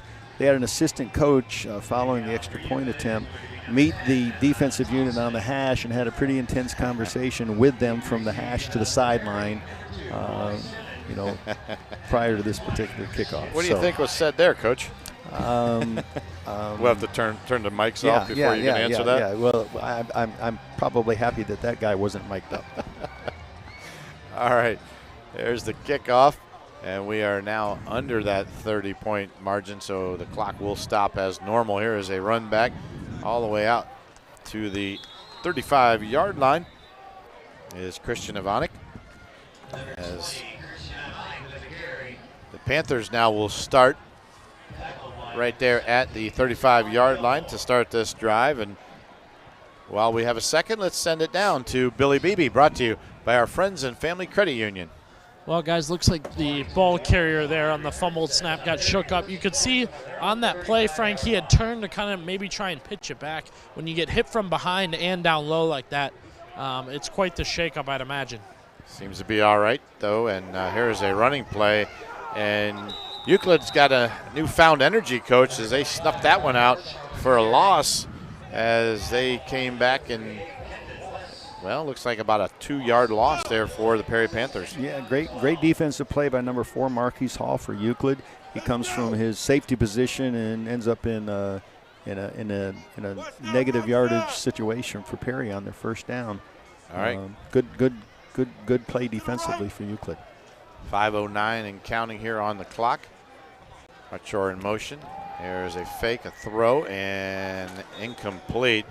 Simmons not able to come up with the catch that time. And, Coach, I don't know, it just seems like Perry all of a sudden is just out of sync.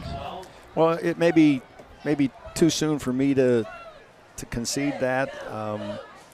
One play, they get a completion, they get a good gain, they get a first down, and we're not thinking that. But up to this particular point, yeah, this is not the beginning of the third quarter that the Perry coaches hope for. Yeah.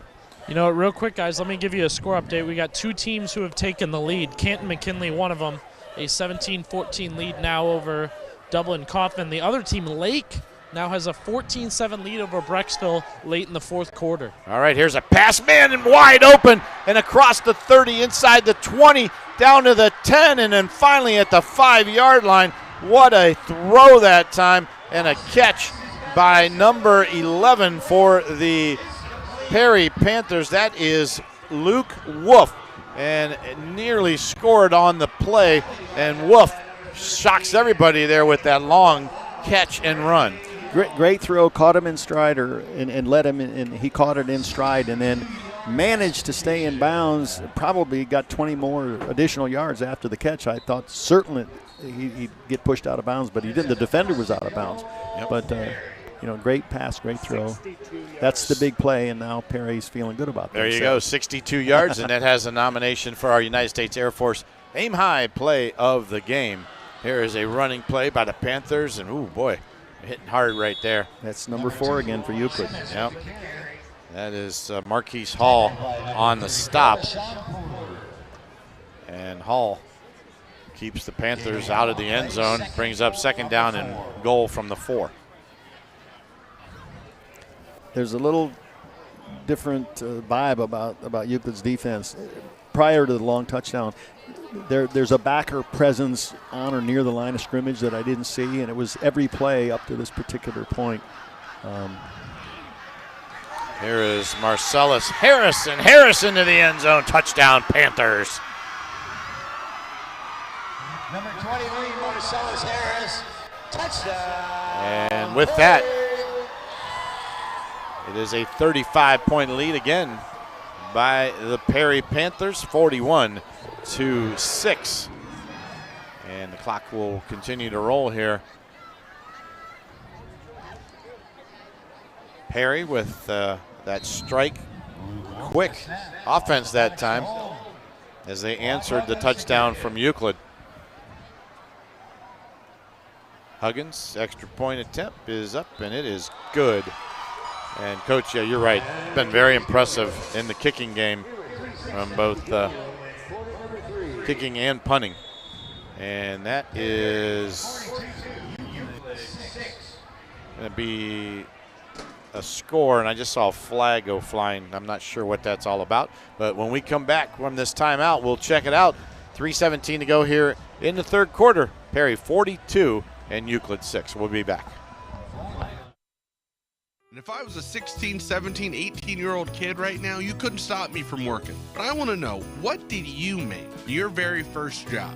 Baling hay for the local farmer, George Marshler, and it was $1 an hour. My first job was fertilizing lawn, making a whole $3.40 an hour. 1988.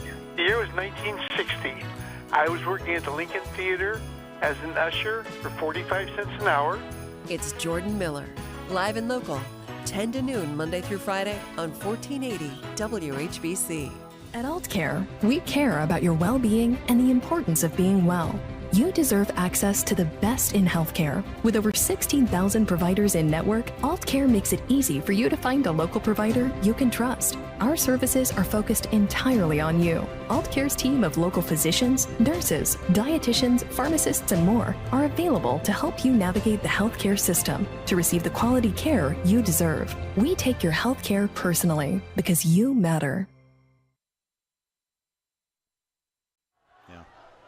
And back here at Keith Wakefield Stadium as the Perry Panthers answer quickly, and they put 7 on the board. Here's the kickoff, and this one is way deep into the end zone. There was a unsportsmanlike conduct penalty, and that's why the Perry Panthers were kicking so far up the field that time. So that one, even though Huggins has a pretty good leg just from the 40, he put that one deep into the end zone with the penalty. So, Coach, you have our SARTA scoring drive on that last touchdown. Yeah, for Perry, 5 plays, 65 yards, set up by a 62-yard pass completion from Austin Maddox to Luke Wolf. 3:47 in the third quarter. Time of possession on that drive, 2 minutes, 1 second. 4-yard TD run by Harris, extra point good. Perry 42, Euclid 6. So Euclid now back on offense, and the Perry Panthers did what they were supposed to do. They answered back. Here is a swing pass and taken at about the 22 all the way out to the 25-yard line is Jefferson. And Euclid now showing a little bit more excitement, I guess. Yeah, Perry will be content to give them that. Yeah. You know, it's a 5 or 6 yard gain on a quick catch and throw by Euclid. Not going to worry about stopping that and make them do that to take the length of the field. It's going to end the third quarter. Minute 46 to go here in the third. King, right side, wide receiver screen, and that goes nowhere. Great defensive play by Caleb Lawhon for Perry Panthers. And, Coach, that was well read that time. Well, and wide receiver screens need to be blocked by wide receivers, other wide receivers. Right. And he had 2. He had 2, but I think he had 2 whiffs. You know, so did. there were 3 players on that receiver almost as soon as he caught the football. Yeah.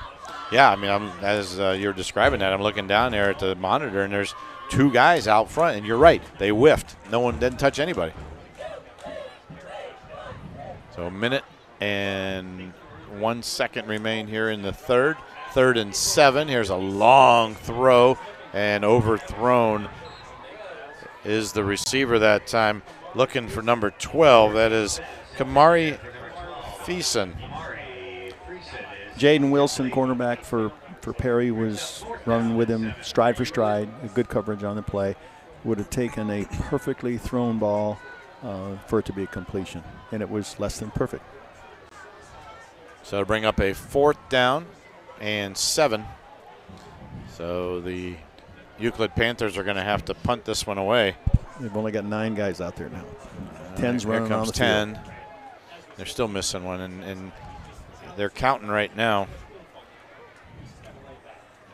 Deontay Faisal is counting, and he's like, hey, we need another one. We need another one. There he goes. You can see him just screaming at the sidelines. And they're gonna take a delay of game. End of quarter. And the end of quarter. All right, we have played 3 here at Perry. A little sloppy there by Euclid at the end of this third quarter, but we have played 3, and the Perry Panthers in control here in this one. Our score, Perry 42 and Euclid 6. We'll be back after these timeouts. This is Brian Bailey of Old Carolina Barbecue Company. It's pigskin time in Northeast Ohio, and you know that Old Carolina is the official barbecue of football. So if you've got plans to gather at a tailgate or in front of a big screen TV, be sure your buffet line is full of hearty party food. We've got tender hand-pulled pork to make all-pro sliders and hickory-smoked deep-fried wings that will score big points with your party guests. We're covering football fans at our 3 convenient locations in Canton, Massillon, and Alliance. Order online today at oldcarolina.com. Happy Sardiversary with Sarda Rider, Dolores. We're celebrating 25 years with our valued riders. This is the only way I get around. I came here from Pennsylvania. My mom didn't drive, and she taught us all how to ride the bus. Everywhere, to the laundromat, to the grocery store, doctor's appointment, to visit people. So I've been riding the buses for 59 years now. Thanks to all our riders as we celebrate SARTA 2.5 at SARTA. And welcome back here to Keith Wakefield Stadium in the PTO, they call it, Perry Township. As we begin the fourth quarter of play, Frank Salona, along with Hall of Fame coach Tom McDaniels, our sideline reporter Billy Beebe, and Bob Jeffries is our statistician tonight. Casey Caxton is our producer. Dale Lamb is our on-site engineer. Everybody's here tonight. A big old party going on here in the press box. Yep. Perry wants a 3 and out. And if they get it, then they're going to feel better about how they began the third quarter. All right. And now another whistle. All right. I think we got everything under control.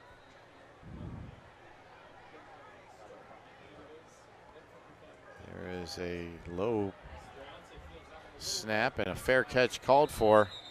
Boy, he didn't have anybody within 25 yards of him that time, Coach. But I think it was just playing it safe. And maybe they wanted to practice that. Yeah. Catching a punt, it's difficult.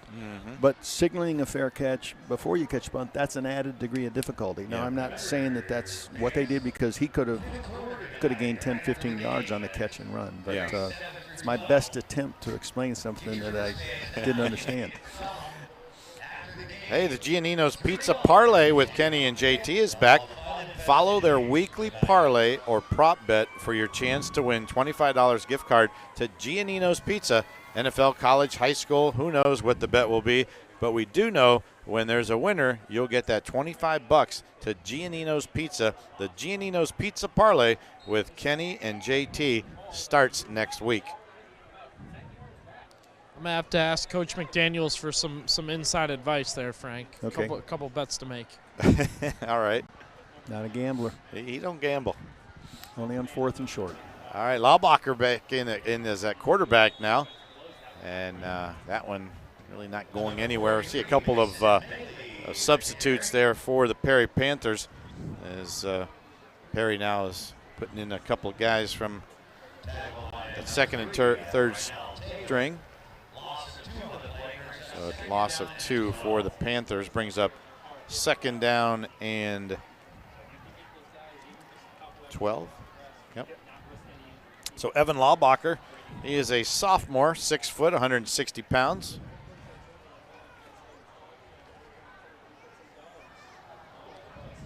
He is going to be the quarterback. Clock continues to roll, 10:47. Here is a handoff, and that is Ian King, another sophomore who's in there for the Panthers. I'm taking a look at the offensive front, and I'm recognizing some different numbers. Yep. So I think that they're attempting to do some wholesale substitutions. Yeah, Brock Johnson is in there, number 64. You got Michael DeSantis in there. He's number 55. See some other numbers here. We'll pass those along. I see number 8 is Carter Foster. He's checked in as a wide receiver for the Panthers. So some of these young guys getting a little playing time. A little PT and the PTO, Coach. Yep, a little late getting to the line of scrimmage. 8 seconds, 6 seconds on the play clock. Got to hurry. Got a man in motion, gets it off in time. And that time, not going anywhere, is Caleb Hundley. Hundley, again, a sophomore, checked in the backfield. But not much running room there. No, Euclid up to the task. Again, doing a great job setting the edge. Multiple players in on the tackle. Hey, if you missed any of our YouTube games so far this season, you can check them out on demand. Go to WHBCSports.com. You can click on the YouTube link there, follow the prompts, it'll take you right to it, and then you could subscribe, and then every time you check in there, you will have us as it pops up right there for you. It's 4th and almost forever for Perry. Not certain what they're going to do here. Going to maybe take a timeout with 1 second on the clock. That is, I believe that's correct. Yep. No, they're going to take the delay. Okay. They took the delay. Oh yeah, you're right, Bob. That makes sense. The clock will continue to run. Well, no, it stopped for now because of the penalty. Now he'll put it in play. There it goes. So Coach Slate's just kind of letting the clock do its thing. Well, with substitutions in on offense, he's making sure he's got the punt team assembled on the sideline. Some of them may have been on that unit. Just want to make sure they had all 11 ready to go for the eventual punt.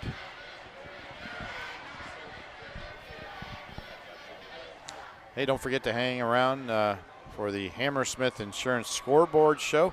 It follows every game. Now, again, if we're live, it'll be on right after our game.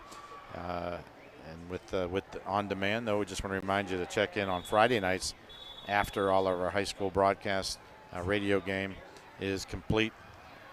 And Brian Novak will take you through that Hammersmith Insurance Scoreboard Show. I know Billy Beebe is down there on the sideline. And Billy, I know you've been kind of keeping an eye on some of those scores coming through. And I know my Cardinals and I know Coach's Bulldogs were battling it out tonight. And looks like Canton South, though, has stretched their lead out a little bit over Sandy Valley. But I think McKinley's still hanging in there, right?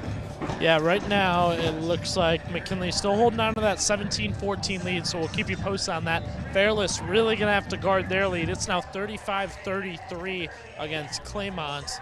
And Kenny Rhoda just sent me an update. Northwest, a 20-14 lead over Louisville on our radio game. So, I mean, these scores are changing hot and heavy. Yep, and you can catch them all right on our app there. There is a high kick. Going to be taken at about the 25-yard line and dropped immediately as Jefferson fumble on the play. And who got it? Perry picked it up and ran with it, but let's see. Yep, it is going to go to the Panthers after the fumble and the turnover. So Perry picks up the ball with 7:49 to go here in the ball game. Frank, you know the difference between a muff and a fumble? I don't. He possessed the ball and then spit it. That's a fumble. Okay. If in the attempt to catch the ball it goes through and he never catches it, never actually possesses it, that's a muff. Okay. You can advance a fumble, you cannot advance a muff. Okay. So you learn something today. There you go.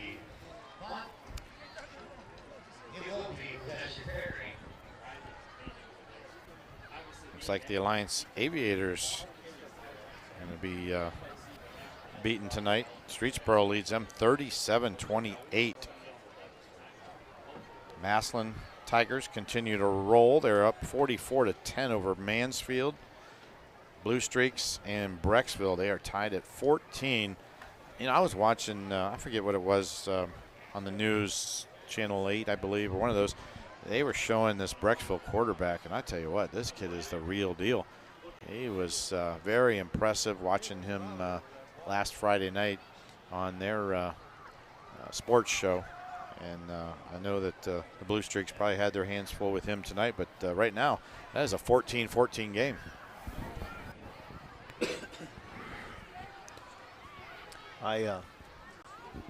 I'm admitting that I may not have been abreast of the expectations, you know, for a lot of the local teams because I was gone a good chunk of the summer. But I guess I sort of had an impression that Alliance was expecting maybe something more, you know, with Zerba at quarterback. Yep. And Lake's always good defensively.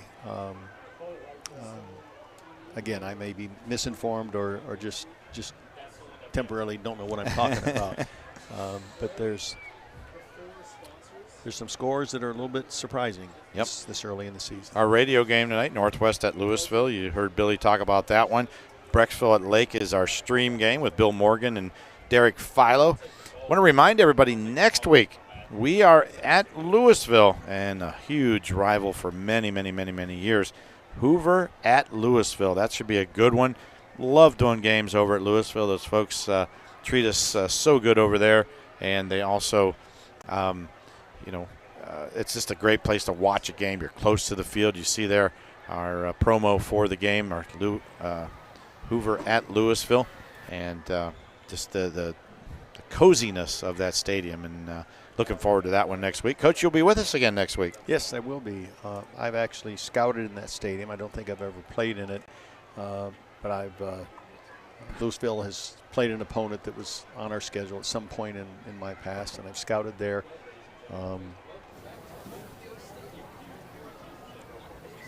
One of the stadiums that when you say high school stadium, you know, I mean, Lake comes to mind immediately, but Louisville is in that conversation too. Oh yeah, beautiful facility. What they have done over there, they always take good care of us, and as they all do. I mean, certainly we can't complain anywhere we go here in Stark County. They do a great job of with their hospitality and such. But Billy, a little delay down on the field. I'm not sure what's going on down there. We're looking. Is there still an injury, I think, on the far side? Is that right? Yeah, if you guys look on the far, it's Perry's sideline, but I believe it's a Euclid player. Oh, I see. Okay, yes. So still tending to that young man. And while they do that, I want to remind everybody again, stay with us. At the conclusion of tonight's ball game, we will have Billy Beebe catching up with Coach Slates after this one. And also we'll be talking a little bit about this ball game, analysis, stats. We'll award our Aim High Play of the Game, brought to you by the United States Air Force, and a whole lot more. And Billy will have some scores for us as well. So big post game coming up here at the conclusion of this one, as we are stopped right now with 7:42 to go on the clock. And while we get a chance, let's just take a break, and hopefully we'll be ready to go when we come back. You're listening, or you're watching high school football here on our YouTube broadcast game of the week, brought to you by AultCare. Saturday Morning Huddle with Kenny Rhoda, Billy Beebe, and the WHBC sports team. I'm afraid to ask this question because I think I know the answer, but I got to ask it anyways because we were discussing it after the game. Biggest regular season win for you in your time there at Massillon, beating the defending Division I state champion St. Edward's Eagles? You know, everything right now is looking forward to week 6. You know, we got a big ball game next week, and Finch is a great team. They're 5-0, and we're excited to host. That's what I thought. Coach, thanks for the time. We appreciate it. I'll say it. I think it's your biggest regular season win. Congratulations on that last night. Best of luck the rest of this season, and we'll talk again down the road, all right? Catch us live on the WHBC Facebook page, the WHBC YouTube channel, and at WHBC.com. Saturday Morning Huddle, WHBC Sports. It's more than just the game. Are you looking for something different? At Friends and Family Credit Union, our success is defined by you. Our goal is to improve your financial needs and better your lifestyle. Friends and Family Credit Union provides loans, savings, checking, and other financial services to anyone who lives, works, worships, or attends school in Stark County. Our friendly staff is fully committed to serving over 11,000 of its members. What are you waiting for? Stop into one of our locations today and become a friend of the family. And back here at Keith Wakefield Stadium, they still continue to work on the young man down over there across the way at the Perry sideline. And, we mentioned to you about the Saturday morning huddle. And let's go down on the field and check in with Billy Beebe. And Billy, I had a chance to watch this past Saturday, and I watched the entire show. I was that into it that I really enjoyed it, and I'm going to give you an opportunity here to plug your show. Well, I appreciate you tuning in, Frank. Yes, we are live at 10 a.m., Facebook or YouTube. You can either tune in live or check back in later. You can. Best part is if you wait, you can fast forward to an interview that you like. We're posting highlights later. So, you can see now. You can pull it right up on your phone just like that. There's Kenny and I. We're talking to Coach Jay Rohr, and that's after they had a game-winning touchdown throw last week, Frank. So we had footage of that. We break it down with the coach. We had an opportunity to talk with Bo Himmelheber from Marlington after they went 2-0. So it's a great program to get players, coaches, film, scores. It really is the answer to what happened on Friday night. All right, sounds great, Billy. Looking forward to it and checking in again tomorrow morning with you as well. The injured player there was Sean Porter for Euclid, and Coach, it looks like maybe a possible leg injury. You don't want to speculate or anything, but his teammates have gone over and helped bringing him across the side here, and hopefully we'll get him some good medical attention here on the Euclid bench. But unfortunately, that doesn't look good. No, they're going to continue to treat him here on the sidelines. Does not want to put weight on the one leg. Mm-hmm. So, let's hope nothing but the best for that young man as they take a look at him on the bench now. And we'll go back here to live action as the Perry Panthers have it. 1st and 10 at the 22-yard line after the turnover. And the Panthers going with a lot of second and third teamers now in the ball game. Here's a handoff. Looking like that is Ian King on the carry for Perry. A noticeable difference. I recognized it early in the second half. Euclid is walking linebackers. They're walking multiple linebackers up near the line of scrimmage, and they're shooting the gaps and trying to penetrate to disrupt the blocking schemes of Perry. And we've also got second and or third stringers playing for Perry right now. But it was somewhat effective early in the third quarter against Perry before the 62-yard completion. Second down, 10. There's a handoff, and nothing doing that time by Mason Maley. Or maybe that was Caleb Hundley. It was. So Caleb Hundley, who is a sophomore, 5'11", 165 pounds.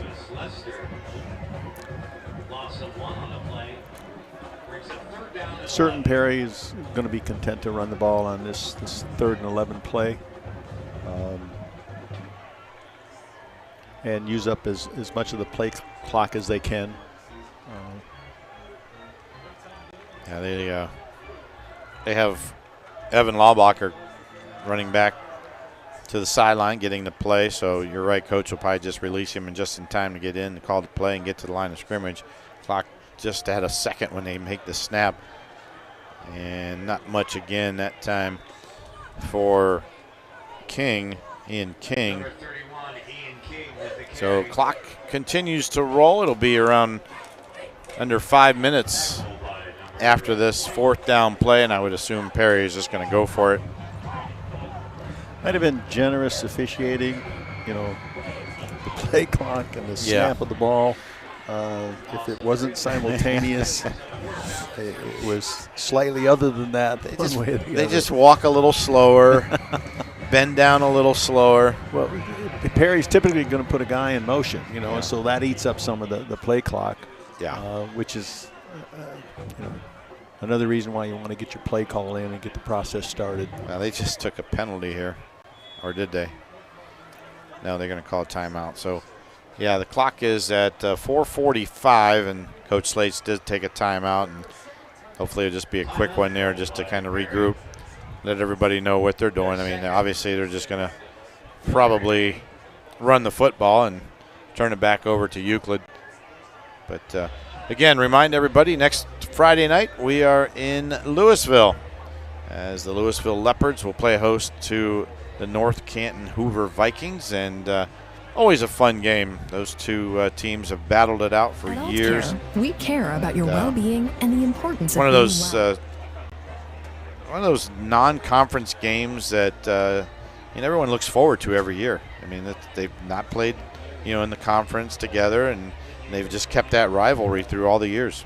Well, I remember, coming to Canton in 1980 as an assistant McKinley, and at that particular time, Louisville was in the Federal League, I believe. Oh, yeah. And you had Don Hertler, at North Canton, and help me, my memory's failing me now, a veteran assistant coach, great football coach at Louisville. Stuckey. Was it Stuckey? No. I know who you're talking about. It's my fault. I went in a way that my memory's not helping me now. I sat with him at the Stark Football Hall of Fame induction every year. And, okay. He was very generous to me, very kind. So the Panthers a little bit on fourth down there. Take it to the 21-yard line. Chrislip? Was it Chrislip? No.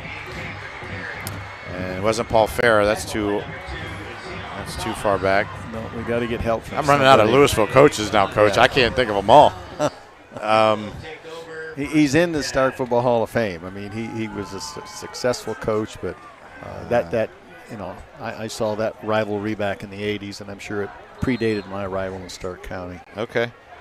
Yeah, I don't recall. Probably know who you're talking about, but Bob will tell us. He's got it somewhere. So 1st and 10. There is a pass. Jefferson made a nice little move there. And Jefferson pushed out of bounds at the 48-yard line. But again, the clock will continue to roll.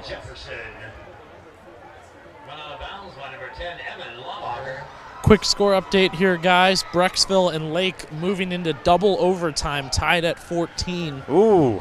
And Kent McKinley has boosted their lead to 24-14 over Dublin Kaufman. A lot of games finishing out here. I know Jackson finishes with a 21 win over Stowe Monroe Falls. So, and Marlington has moved to 3-0. Wow. You love to see it. 42-13, they defeat Manchester. And then the game everybody's had their eyes on, Kenton South, a 35-27 lead right now over Sandy Valley. All right, thank you, Billy. Big pickup that time for King.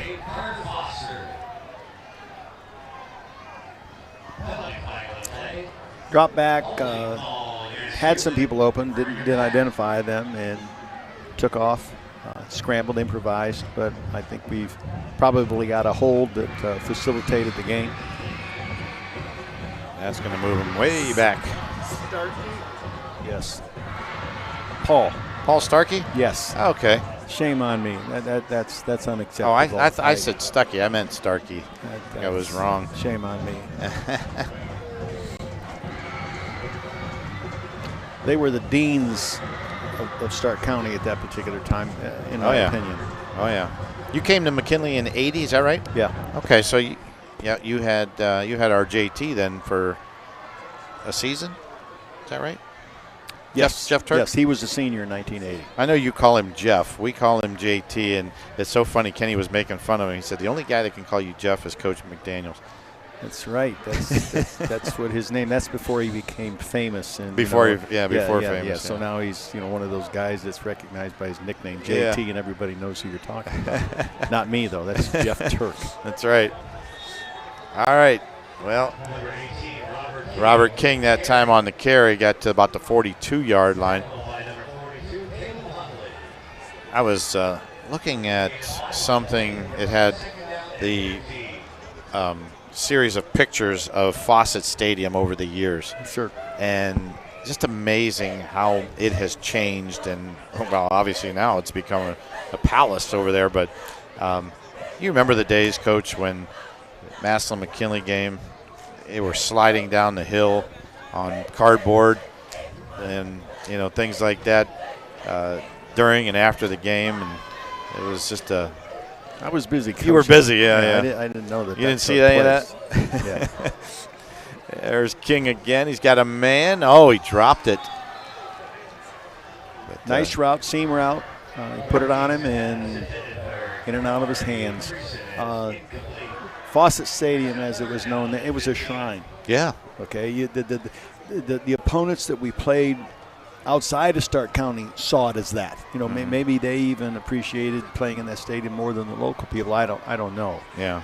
But when I moved to Warren, I found out how fascinated the people in that part of Ohio were with Jim Johnson as a radio play-by-play guy and Fawcett Stadium. They saw that as a shrine. Yep. I still do. King trying to find a receiver, and that time the defense closes in on him. Nice play there by 64. That's Brock Johnson for the Panthers, the Perry Panthers, that is. Clock now under 10 seconds, and this one is going to wind down for us here as it looks like it is going to be triple zeros on the scoreboard. And the Perry Panthers, big win tonight as they improve to 2-1 on the season with a 42-6 win over the Euclid Panthers. We'll keep an eye on Billy Beebe as he will catch up with Coach Slate. And Coach and the Panthers shaking hands right now. And Coach, while he's waiting on Zach Slate's, your thoughts just immediately here after this one. Well, maybe our player of the game, Christian Navana, he was the first guy in the handshake line for Perry. I just happened to notice that. I don't know what the significance of that was, but he's a good player and he's a sportsman after the game, apparently. And a leader. Yes. And a leader. Yes. So as Billy waits on Coach Slates, we'll head down to him as soon as he catches Coach. And looks like Billy's got Coach right now. Billy, will send it down to you with Coach Slates. Go ahead. All right, guys, here with the smiling Coach Slates after a game like that. Coach, you got to smile, right? Yeah, it was good. I mean, our kids executed and played hard and coming out last week, and I'm just happy the way our kids played, and they didn't hang their heads after last week and came out fighting and playing hard. All right, usually with your offense, we're talking about all the running backs and the touchdowns and whatnot. Basically had a shutout there towards getting to the end there. What did you think about your defense only allowing 6? Yeah, no, they played good, and we just played base defense and try to keep them in front because they have athletes and they have really good players, and they're always a threat to score on any play. So we just tried to keep them in front of us and play base, and we were able to execute. More passing, Coach. We saw some really great plays tonight. What are your thoughts as the season goes along as far as more passing, making it work? What are your thoughts? Yeah, I mean, we got to continue to do that, and we got to continue to be successful doing it. And it was good to see our guys throw and catch it and have some success doing it. All right, you got McKinley next week. Excited for a team you know well, or kind of thinking about the challenge? No, it's a good game. I love playing McKinley, and our kids get up for it every year, so it'll be a great game. Coach, thank you. Thanks. All right, Billy, thank you so much. As Coach Slates wins tonight. And come on up here, Billy. We'll include you in our post game as well. And we'll take a timeout. When we come back, we'll try to wrap this one up for you. We'll take a look at stats, analysis, our Air Force Aim High play of the game, and more right after this timeout. At AultCare, we care about your well-being and the importance of being well. You deserve access to the best in healthcare. With over 16,000 providers in network, AultCare makes it easy for you to find a local provider you can trust. Our services are focused entirely on you. AultCare's team of local physicians, nurses, dietitians, pharmacists, and more are available to help you navigate the healthcare system to receive the quality care you deserve. We take your healthcare personally because you matter. Get your day started with Pam Cook. She's like your own personal smartphone, and she's fully charged. We're hands-free, news and information. 1480 WHBC. At AultCare, we care about your well-being and the importance of being well. You deserve access to the best in healthcare. With over 16,000 providers in network, AultCare makes it easy for you to find a local provider you can trust. Our services are focused entirely on you. AultCare's team of local physicians, nurses, dietitians, pharmacists, and more are available to help you navigate the healthcare system to receive the quality care you deserve. We take your healthcare personally because you matter. This is Brian Bailey of Old Carolina Barbecue Company. It's pigskin time in Northeast Ohio, and you know that Old Carolina is the official barbecue of football. So if you've got plans to gather at a tailgate or in front of a big screen TV, be sure your buffet line is full of hearty party food. We've got tender hand-pulled pork to make all-pro sliders and hickory-smoked deep-fried wings that will score big points with your party guests. We're covering football fans at our 3 convenient locations in Canton, Massillon, and Alliance. Order online today at oldcarolina.com.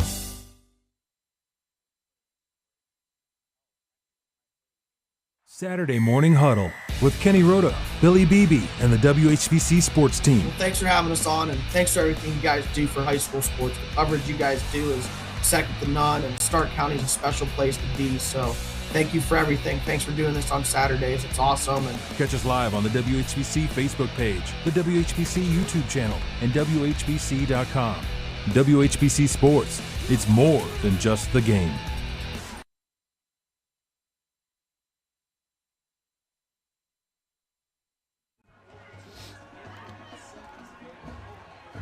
And welcome back here in the press box, this time from Keith Wakefield Stadium in Frank Salona.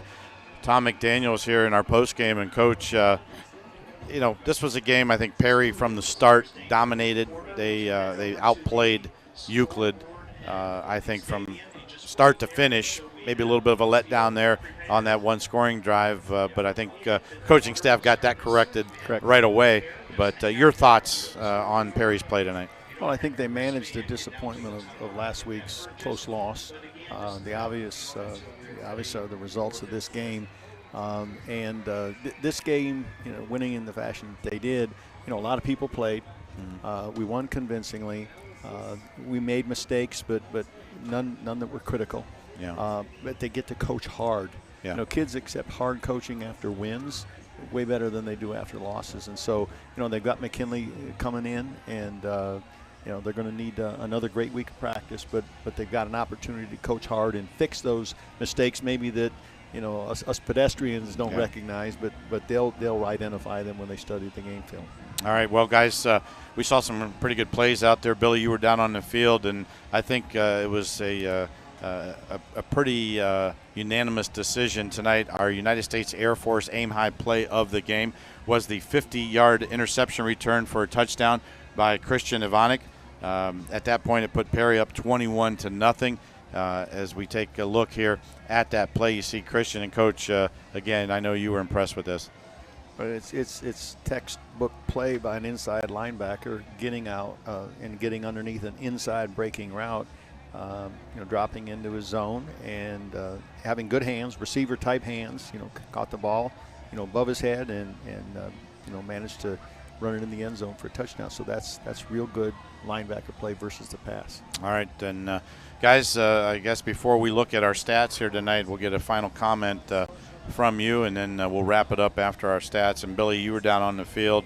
You get to see and hear a lot more than what we do. So tonight, your impression of the Panthers and their play. Well, which Panthers? Those are? I'm sorry, the Perry Panthers. Yeah, there you go. I've been at both Perry wins now, Frank, and if you keep that up, Coach Slates is going to make you keep coming. I like it. Put me on the coaching staff. There I like it. Pick sixes in both games, right? I think that's notable. Also, large leads in both games. So, you kind of wonder, is that their style of play? Get up big and go from there? I don't know, but when the defense is making plays also, not just stops, but interceptions, fumbles, timely stops, timely tackles. I think it really works for them, and they rely on it. Yeah, absolutely. Coach, from a coaching perspective, I know you made some comments throughout the game, but overall, if you're taking this team now into the locker room, you're 2-1. You lost a game that you probably should have won. You could have been 3-0 right now. What do you say to them, and what are your thoughts? Well, we're only going to look back as far as this game. We're not going to look back to what happened a week ago,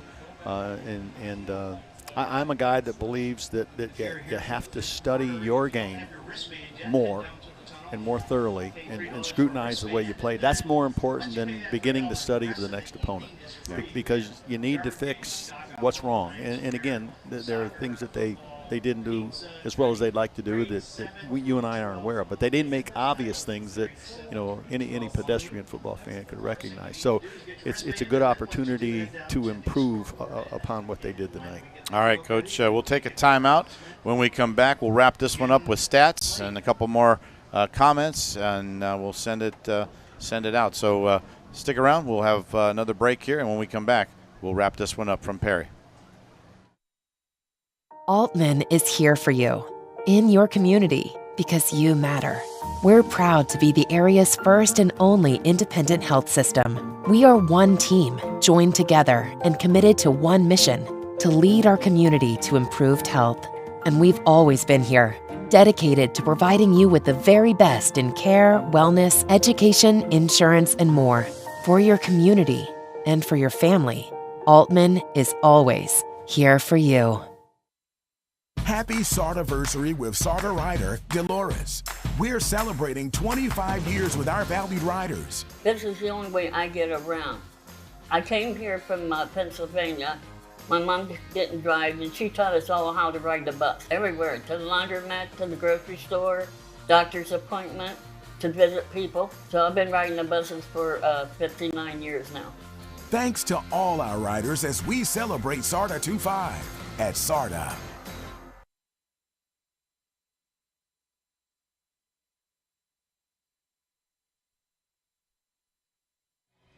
And welcome back here to Keith Wakefield Stadium one last time as we check in now with Coach Tom McDaniels as we look at our stats from tonight. Coach? Some surprises here. Euclid had 72 yards rushing and Perry had 109. Euclid 139 passing, Perry 102. Euclid 8 first downs, Perry 10.